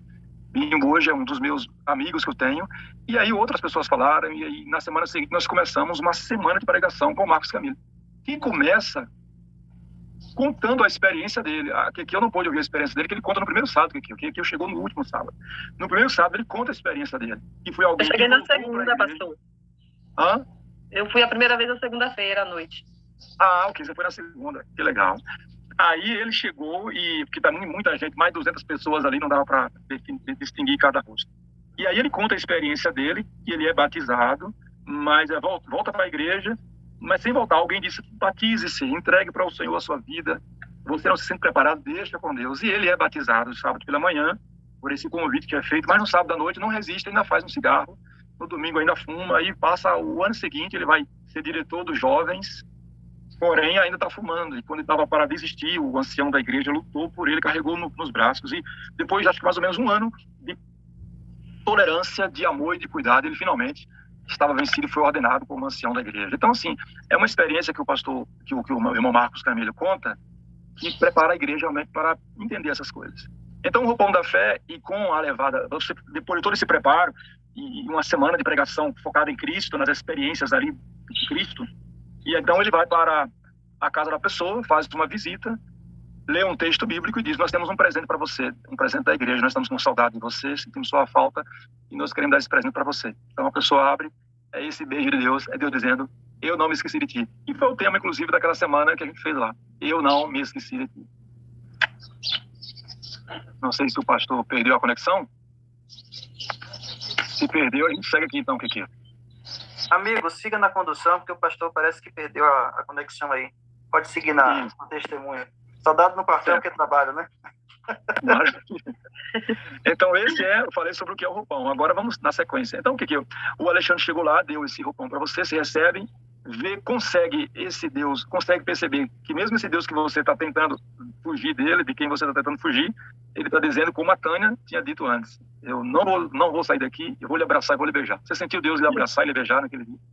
Sim, eu me senti novamente amada, né? Eu me sentia sempre rejeitada, e naquele momento eu me senti amada novamente. E aí eu comecei aí, na época eu estava cursando o técnico de enfermagem à noite, e teve dias da semana que não teve aula. E aí eu corria do colégio para a igreja para assistir o sermão. 2 noites eu consegui levar 2 amigas ainda, elas conseguiram assistir. E nesse meio tempo, o meu filho, que na época era bem novinho, se encantou, Deus usou o Levi. E aí Levi começou a bater o pé dentro de casa e dizer que queria se batizar. Mãe, eu quero um roupão daquele, eu quero me batizar, eu quero ir para a igreja. E aí eu comecei a travar uma luta, né? Porque como era que eu estava fora da igreja, trabalhando num bar, bebendo, tendo a vida pregressa, e o meu filho clamando para ir se batizar. Como era que eu ia lidar com essa situação dentro de casa? E eu sei que Alexandre, mais uma vez, correu para perto, né? Abraçou o Levi, passou a semana dando estudos ao Levi, acompanhando ele. Levi chegava da escola, meio-dia, Alexandre já estava lá esperando ele, sacrificava o almoço para poder dar estudo ao meu filho, né? Eu tenho uma gratidão imensa por ele, por conta disso. E eu sei que o batismo do Levi foi marcado para quinta-feira à noite. E na quinta-feira à noite, lá vamos nós para a igreja para o Levi ser batizado. E o senhor se recorda muito bem que quando o Levi entrou no tanque, ele pediu o microfone ao senhor. Não foi nada combinado, né? E aí, de dentro do tanque, ele clamou para que eu me batizasse com ele. Né? Foi uma luta terrível, acho que foi a maior luta que eu já travei com Deus na minha vida, foi naquela noite. E o meu filho clamava de dentro do tanque: mãe, se batiza comigo, por favor. E mesmo assim, eu disse não. Incrivelmente, irmãos, eu disse não. E aí Levi se batizou, nós fomos para casa, eu completamente perturbada emocionalmente, né? Por conta do que Deus estava fazendo comigo, a luta que ele estava travando para poder me resgatar. E eu, na sexta-feira, fui para o bar à noite e eu já não conseguia mais vender bebidas. Eu servia os clientes e aí sentava na mesa e começava a falar de Jesus para eles. E aí eles diziam: mas que eu vim para o bar beber, você lembra que me falar de Jesus? Aí não tem como a gente estar bebendo no bar, não. E eu, de uma certa forma, tentava, né? falar de Cristo. A cozinheira de lá do bar também foi minha parceira, porque eu pedi a ela para ficar de olho, corria para a igreja. Ó, irmã, ó, amiga Neide, se aumentar o movimento, tu me liga que eu venho correndo da igreja para poder atender. E assim eu fiz ainda, né? E aí ela me ligava, eu largava lá o sermão e voltava correndo para atender os clientes e continuava falando de Jesus para eles. Aí eu tô aqui no Ana Lúcia agora, Ana e Pastor Wagner. Voltei, Moreirão. Mas vamos continuar junto aqui, Moreira. Que idade tinha seu filho nessa época? Acho que era 6 anos, não era, pastor? Eu creio que fosse 6 anos. Então, não, 10 anos. Ele tinha 10. 10 anos. 10 anos. 10 para 11. Que ele já tem 18. Você acha que quem falou através dele dentro daquele tanque? Deus. Sem dúvida. O Espírito Santo apelou ao seu coração lá dentro daquele tanque com aquela criança, né? De onde ele tira a ideia de que ele deve fazer o apelo pessoal à mãe dele. Ninguém disse nada para ele. Não, ninguém disse nada. Ele soprou, porque o Espírito de Deus sabia que você não ia entrar naquele dia. Sabia. Mas que por fruto desse apelo você iria entrar. E você se rebatiza, certo? Sim. Eu saí do bar na sexta, 4 da madrugada. E aí eu falei que se eu acordasse no dia posterior, eu iria à igreja. Se não, tava bom. Já tinha ido vários dias durante a semana. E aí foi o dia que eu acordei mais cedo. Você saiu lá que horas? Às 4. Às 4 da manhã. E você desafia o Espírito Santo, dizendo assim, ó, já fui o suficiente. Olha o quanto Deus é bom com a gente, né? Deus é bom demais com você, amado, que está assistindo essa reunião de oração. Deus é bom contigo, viu? Ele está lutando para salvar a sua vida e você está resistindo. Estou falando com você que está resistindo. Eu estou falando com você que está vivendo agora e que está resistindo. Igual que eu resistiu. Mas Deus é melhor do que sua resistência. Ele vai arrebentar com a sua resistência hoje. Igual arrebentou com a resistência dela. E ela desafiou a Deus. Diz assim, ó, eu já fui na igreja. Tá bom já, minha cota tá boa contigo. Bom, tô chegando 4 horas da manhã, a chance de acordar cedo é quase 0. Mas se eu acordar, eu vou para a igreja. E aí foi o dia que você acordou mais cedo. Aí, automaticamente, tomei um banho, me arrumei e fui para a igreja sozinha, né? Sozinha não, com o Levi, na verdade, né? E aí nós fomos à igreja. Eu, na minha mente, eu sentei num canto, bem escondidinha, dizendo que era para me esconder do Espírito Santo, para ele não me achar ali. E não mexeu meu coração de novo. E eu permaneci o culto inteiro, que eu não levantei para ir ao banheiro, não levantei para tomar água, e fiquei ali, ó, quietinha num cantinho, para não ser vista. Só que já era quase 1 da tarde, porque naquele dia aconteceu uma obra fantástica, como a gente fala, né, Pastor Moreira? O céu desceu ali naquele dia. E muita gente foi batizada. Já era quase 1 da tarde, o Pastor Moreira ainda estava dentro do tanque. E aí eu senti uma vontade desesperada de ir ao banheiro. E aí então, eu para quem não sabe, o resumo é o seguinte, aqui, eu entrei no batistério por volta de 11h40 e saí do batistério 3 horas da tarde, batizando gente, que vinha de cesto, de balde, era 4, era 3, era 2, foram 62 pessoas batizadas, resgatadas. Exato. Em uma semana. Uma delas está aí na sua frente agora. Uma delas está aí.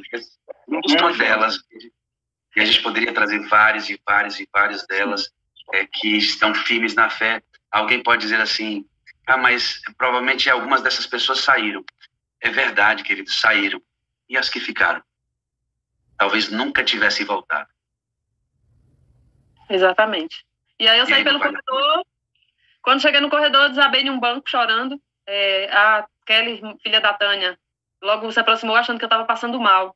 E aí sentou do meu lado. Você está passando mal, que eu falei, não sai daqui, fica comigo. E ela, o que é que está acontecendo? Eu falei, eu quero me batizar.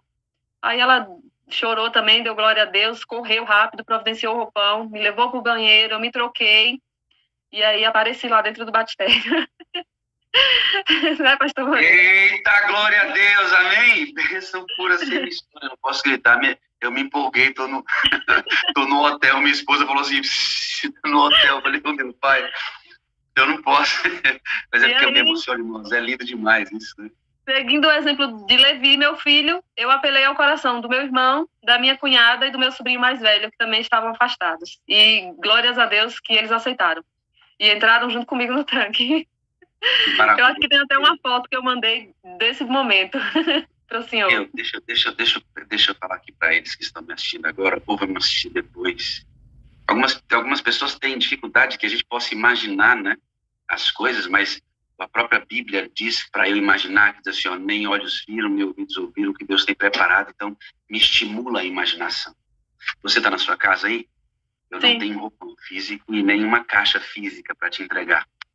Mas você que está fora, irmão, da igreja, que está ouvindo conosco essa reunião agora ou depois, pela fé, amado, pela fé, nós estamos visitando sua casa hoje. Eu, Amém. Pastor Moreira, Aqueu, nós estamos olhando para você e dizendo para você, amigo, volta. Amém. Volta. Nós vamos abrir a caixa agora e te mostrar uma surpresa. Dentro dessa caixa tem pela fé o roupão de batismo. Eu queria que você pegasse esse roupão de batismo hoje na sua mão pela fé e dissesse assim, eu vou me batizar, eu vou entrar no tanque. O pastor Moreira está lá me esperando para eu me batizar e voltar à fé. Amém. Voltar à fé. Faça isso hoje. Pegue aí o seu roupão pela fé, querido. Pegue pela fé, que Aqueu teve coragem e entrou lá. Naquele dia você sai batizada, selou seu compromisso com Cristo, um monte de gente batizou junto com você, e você começou no trato da sua fé, conheceu o MAN, que é o movimento de motoqueiros, etc. E você me disse que nesse desenvolvimento você foi muito ferida por algumas Sim. pessoas nesse trato com as pessoas, que hoje tem sido muito difícil, e etc. E você, depois de algum tempo, a sua fé ela foi perdendo vitalidade por causa dessas feridas. E você novamente não vivia o momento, estava dentro da igreja, não havia saído mais, mas estava num momento de muita ferida no coração. Como é que você estava se sentindo? Quando o pastor Moreira foi transferido de lá, praticamente eu quase não ia mais à igreja. É tanto que eu não me recordo quem foi o pastor que substituiu ele na época. Não, foi pastor, acho que foi o pastor Haroldo, né? Foi o pastor Haroldo, que eu estava um tanto assim distante. Então, os 3 primeiros anos que o pastor Haroldo estava aí, eu não tinha contato nenhum, porque eu ia pouco à igreja, né? Só que lá dentro tinha um anjo, uma amiga chamada Conceição, que eu perdi, né? Vítima de acidente. Ela foi atropelada de bicicleta, indo pregar o evangelho, indo dar um estudo bíblico, tentando salvar vidas, né? E foi ela que me apresentou o MAN, na época, né? Insistiu comigo para que eu fosse com ela para uma das reuniões, e aí por muita insistência, por amar muito Conceição, eu aceitei o convite e fui com ela. Eu fui, gostei, o ambiente era bom, um ambiente agradável, né? A pregação do pastor Haroldo era perfeita, era um homem muito preocupado com salvação, assim como o pastor Moreira, né? Que se preocupava de verdade com a pessoa em si, né? Que falava muito do amor de Jesus, era algo diferente, né? E aí eu gostei, me familiarizei e por ali fui ficando, mas ainda assim sendo muito magoada.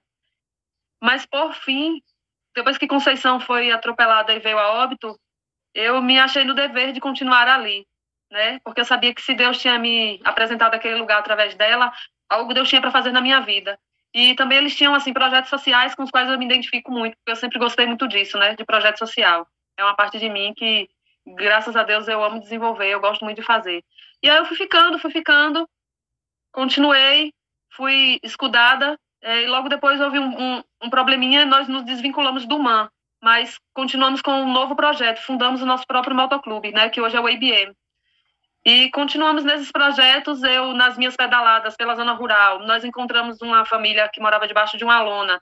Eu lancei o projeto para o grupo, nós conseguimos construir uma casa para aquela senhora, e cada vez eu fui me envolvendo mais, foi ficando mais atrativo, e na eleição me nomearam como vice-diretora municipal desse motoclube, né? E hoje eu ainda permaneço como vice-diretora.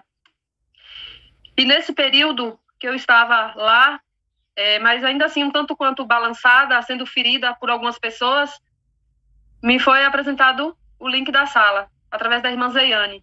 Zeiane, durante um ano, insistia todos os dias, ela me enviava esse link. E eu olhava para o link e dizia, ai meu Deus do céu, lá veio esse link de novo, lá veio esse negócio de novo, que eu não sabia o que era, né? Lá veio esse negócio de novo. E Sala 57, isso não é coisa de crente não, gente, olha o nome disso. E não abria. Eu falei por 2 vezes, se ela estiver me ouvindo, amiga Zé, me perdoe, mas eu pensei em te bloquear para aqueles links não chegar mais ao meu telefone. Mas Deus não deixou. E glória a Deus por isso. E já técnica de enfermagem, trabalhando numa UPA 24 horas aqui na cidade, eu fiquei com suspeita de Covid. E foi na mesma época, pastor Moreira, que o irmão Frank, né, o nosso irmão Frank também veio a óbito. Eu tinha me afastado à tarde, ele deu entrada à noite na UPA, num domingo. E aí eu passei 10 dias em casa. E aí no domingo eu cheguei em casa, tudo bem, na segunda eu levantei cedo, fui limpar a casa e limpava, não tinha mais o que limpar. Eu sentei e disse, deixa eu ver o que é isso aqui que Zeiane me manda todo dia. Vamos abrir esse link para ver o que é, né? E louvado seja Deus, pastor, que eu abri aquele link. E de lá para cá, a reconstrução da minha vida tem sido de forma excepcional. É inexplicável poder descrever o que Deus tem feito comigo, né? Através do instrumento Sala 57, através das vidas de vocês, né? Através de estar aqui todos os dias pela manhã, mesmo com dificuldade alguns dias para acordar, porque como eu sou técnica e às vezes eu preciso trabalhar à noite, tem dias que existe a dificuldade, mas a gente tenta se esforçar um pouco mais para poder estar perto de Deus, ter uma comunhão, né? Se redescobrir, aprender o que é orar, aprender o que é o amor ao próximo, aprender o que é ser cristão de verdade. Eu amo essa alegria com que você fala dessas coisas, né? Você fala delas porque elas estão dentro de você, como um furacão aí dentro, mudando tudo. Antes da gente continuar aqui nesse ponto até daqui a pouquinho, eu queria que você que está me ouvindo, o link chegou na caixa dela 1 ano. E ela ignorando o link. 1 ano. E sabe por que ela não bloqueou? Porque quem estava mandando era um amigo. Você entende por que a gente trabalha com link? É por isso. É um amigo que está mandando. Vai bater lá 1 ano. E quando ela entrou, a vida dela foi ressignificada. Não deixe de mandar o seu link. Seja importuno, seja inoportuno. Seja insistente. Vai mandando, deixa a pessoa se chatear lá. Rapaz, mas que coisa, manda todo dia, continua mandando todo dia. Aquilo é prova de que você deve fazer isso. Ela não bloqueou porque era amigo. Por isso a gente manda para amigos, para ter a chance de que ele clique lá em cima. O que mudou na sua vida desde que você entrou na sala para a gente terminar seu testemunho? Tudo. Tudo. Eu sempre fui conhecida, tipo, filha do trovão, pastor. Eu era aquele tipo que nunca levava desaforo para casa, né? E Deus foi trabalhando especificamente nisso, nessa área. Tem os que estão à minha volta, os amigos mais íntimos que eu tenho, que eu amo, a Mara, o Pablo, a Élica, a Mari, até mesmo o meu pastor, que hoje não é mais meu pastor, né? O pastor Haroldo. Ele também percebe essa diferença, os mais íntimos, né? Que estão bem mais próximos de mim, o pessoal do meu trabalho. Todos dizem que eu estou diferente, que eu mudei. Por que eu estou assim? O que está acontecendo? E automaticamente eu falo da sala, que a gente não consegue se conter. Quando a gente descobre esse ambiente aqui, a gente não quer só pra gente. E a gente não consegue guardar. Né? A gente tem vontade que todo mundo entre, que todo mundo tenha a mesma experiência, que conheça o que é esse ambiente, né? O instrumento tão lindo de Deus que é a Sala 57. A paixão é linda por esse lugar. Gislene, eu estou olhando a Gislene que eu encontrei lá na FAD. Por que você não é mais a mulher do trovão? O que mudou aí dentro? Eu digo, pastor, que aonde o Espírito Santo habita não tem espaço para coisas ruins, né? E todos os dias, quando eu me ajoelho, a primeira coisa que eu peço a Deus é que na minha vida, depois do batismo do Espírito Santo, é que na minha vida não seja feita mais a minha vontade, mas a dele. E se eu quero apresentar esse Deus que fez milagres em mim para outros, eles precisam ver isso em tudo em mim. No meu falar, nas minhas atitudes, em tudo, entendeu? No meu tratar o próximo. Por isso. Você pede a unção do Espírito. Deixa eu te perguntar uma coisa. Você se sente hoje mais semelhante a Cristo? Sim, porque hoje eu consigo amar o meu próximo de verdade, sem hipocrisia, sabe? Sem mágoa, sem rancor. Eu creio que sim. Porque o meu próximo hoje ele é extremamente importante para mim. E antes eu não ligava, eles eram invisíveis. Você me fala que você desenvolvia seus projetos sociais, mas você pensava, olha só que coisa interessante, irmão, que aquilo me falou. Ela pensava no sucesso do projeto social, não necessariamente nas pessoas que eram atendidas pelo processo social que ela desenvolveu. Hoje, como é que é? Que é diferente? É diferente. Hoje a preocupação é com a pessoa em si. Primeiramente, eu preciso mostrar Deus e salvação para ele, e depois tentar resgatar ele de onde ele está, né? Assim, tentar dar um pouco mais de paz, de sossego, de conforto, né? Demonstrar amor, que é o que é mais importante. Hoje, o sucesso social para você é a pessoa transformada na mão de Cristo, né? Não a quantidade de coisas que foram feitas, não a quantidade de dias, não a quantidade de pessoas envolvidas, mas a quantidade de pessoas realmente acessadas pelo Espírito de Deus, conhecendo a Cristo. Então, as pessoas deixaram de ser invisíveis.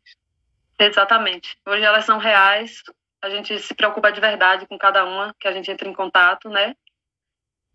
Deus tem feito isso. A diferença está em Deus.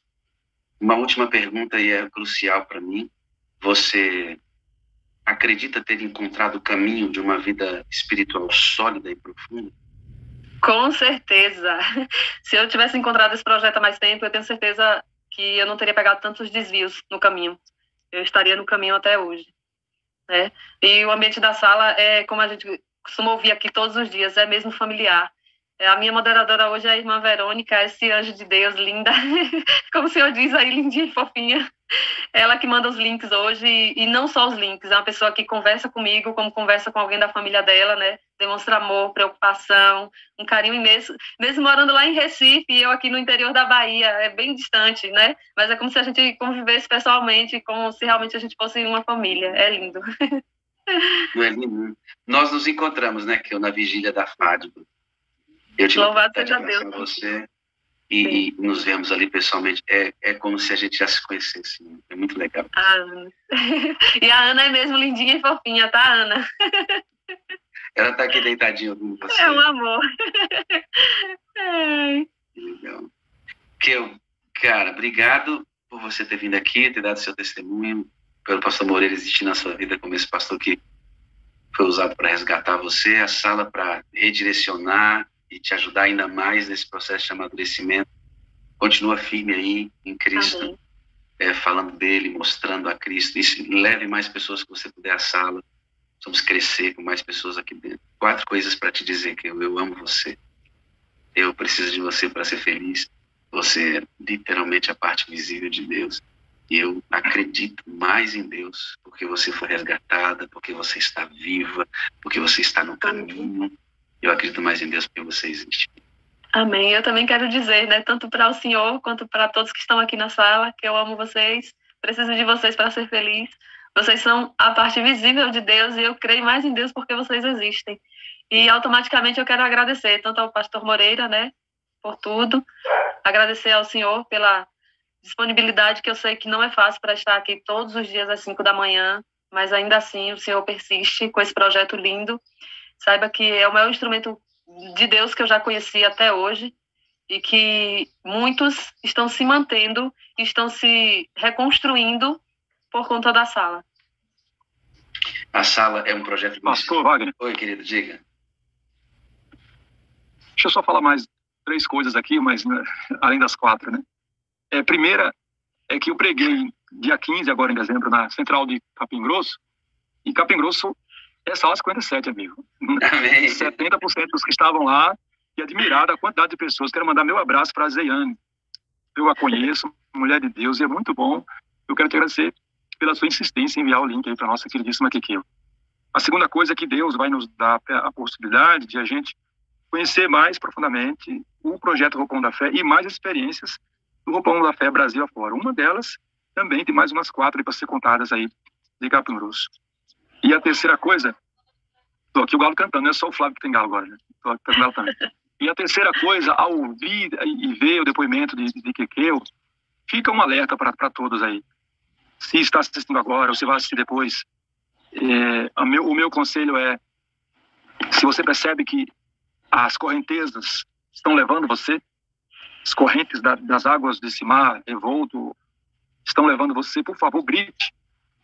Se eu soubesse que você estava passando por crise, Kikeu, eu teria intensificado mais oração, contato com você. Mas ficou uma lição para a minha vida. Eu sabia que vocês que estavam sendo batizados daquela forma, né, pelo momento, pela ação do Espírito Santo, poderiam correr risco de ainda estarem vulneráveis. Mas eu fiquei com vocês ali ainda mais 2 anos depois disso e saí depois. Então, pode ser que eu não me dê conta de alguns outros que vão se enfraquecendo, enfrentando as lutas. Então, a minha orientação, o meu conselho para todos, se percebe que está sendo arrastado, clame por socorro, grite. E uma das coisas que a gente está fazendo aqui na sala é criando, uma das prioridades que a gente apresenta lá, reconhecer nossas fraquezas. Desde o desodorante que não é colocado e que a gente precisa confessar que está tirando mal, até o... Tô lembrando da mensagem, da vigília, viu, mocinho? Desodorante vencido. Pois é, ainda bem que você nem chegou perto de mim.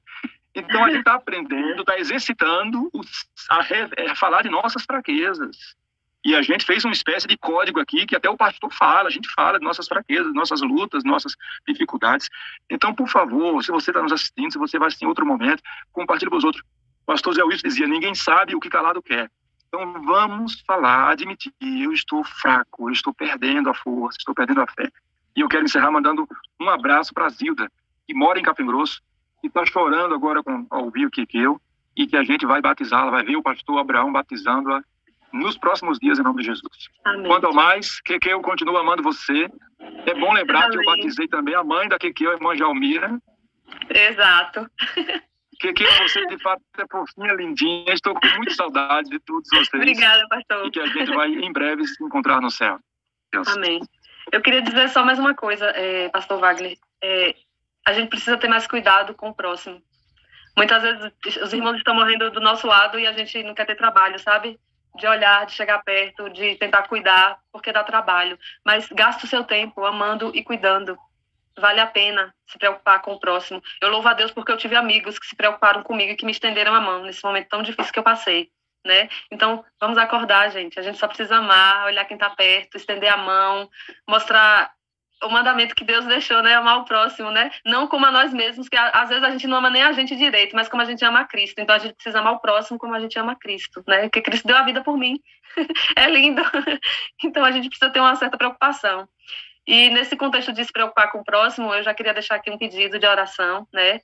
Pelo meu filho, que infelizmente hoje está um tanto distante do Senhor, e por uma amiga que perdeu o filho, vítima de suicídio, porque provavelmente a família suspeita de bullying no colégio. Então, não é brincadeira, é coisa muito séria. Uma criança de 16 anos tirou a própria vida. E ela está muito, muito magoada, muito sofrida. Tem se revoltado com Deus da mesma forma que no passado eu me revoltei. Então, eu sei um pouco do que ela está passando. Então, eu queria pedir a todos que orassem por ela. O nome dela é Vanusa. Vamos orar então, que obrigado. Essa sala, ela é a junção de muitos esforços, de muitas pessoas que acreditam, dos pastores, moderadores, intercessores, diretores de grupo, do Elton, do CIMEI que faz a noite, de todos que participam, que de irmãos que nos ajudam de uma maneira ou de outra. Essa sala é o conjunto do esforço desses e da operação divina do Espírito Santo todo dia. Deus seja louvado por isso, né? Amém. Vamos orar então? Eterno e bondoso Deus, nós agradecemos pela vida da Keu, porque ela está se sentindo cheia do Teu Espírito e está com a vida renovada em Cristo Jesus. E ela tem desaguado isso em outras pessoas e levado essa esperança para outras pessoas. Obrigado pela vida dela. Quero colocar o filho dela em Tuas mãos. Amém, meu Senhor. A fé está frágil. Que o Senhor possa visitar o coração desse menino. A filhinha também que está grávida. Amém. Que a gestação seja saudável. Que aconteça para a glória do Teu nome. Rogamos por esta pessoa que ela acabou de apresentar aqui diante de nós. Ser solícito com a necessidade dessa pessoa. E com todos que ainda vamos sair hoje, Espírito Santo nos guia, nos pensamentos, nossas ações, nossas intenções que sejam puras e verdadeiras. Amém. Batiza-nos mais uma vez, Jesus, com o Teu Espírito. Mais uma vez fala no nosso coração durante todo esse dia. Em nome de Jesus. Amém, Senhor. Muito obrigado, pastor Moreira, muito obrigado a você que ficou aqui nesta reunião até agora. Muito obrigado. Contando até 3, Gabriel vai abrir o áudio, nós vamos para o nosso bom dia com alegria. Eu não posso gritar, estou no hotel, tomei uma bronca aqui. 1, 2, 3, Gabriel. Bom dia com alegria. Bom dia. Bom dia, com alegria! Alegria! Bom dia com alegria! Bom dia com alegria! Pastor Wagner. Com alegria, Daniel. Bom dia, alegria! Bom dia com alegria! Pastor Wagner. Bom dia, Daniel!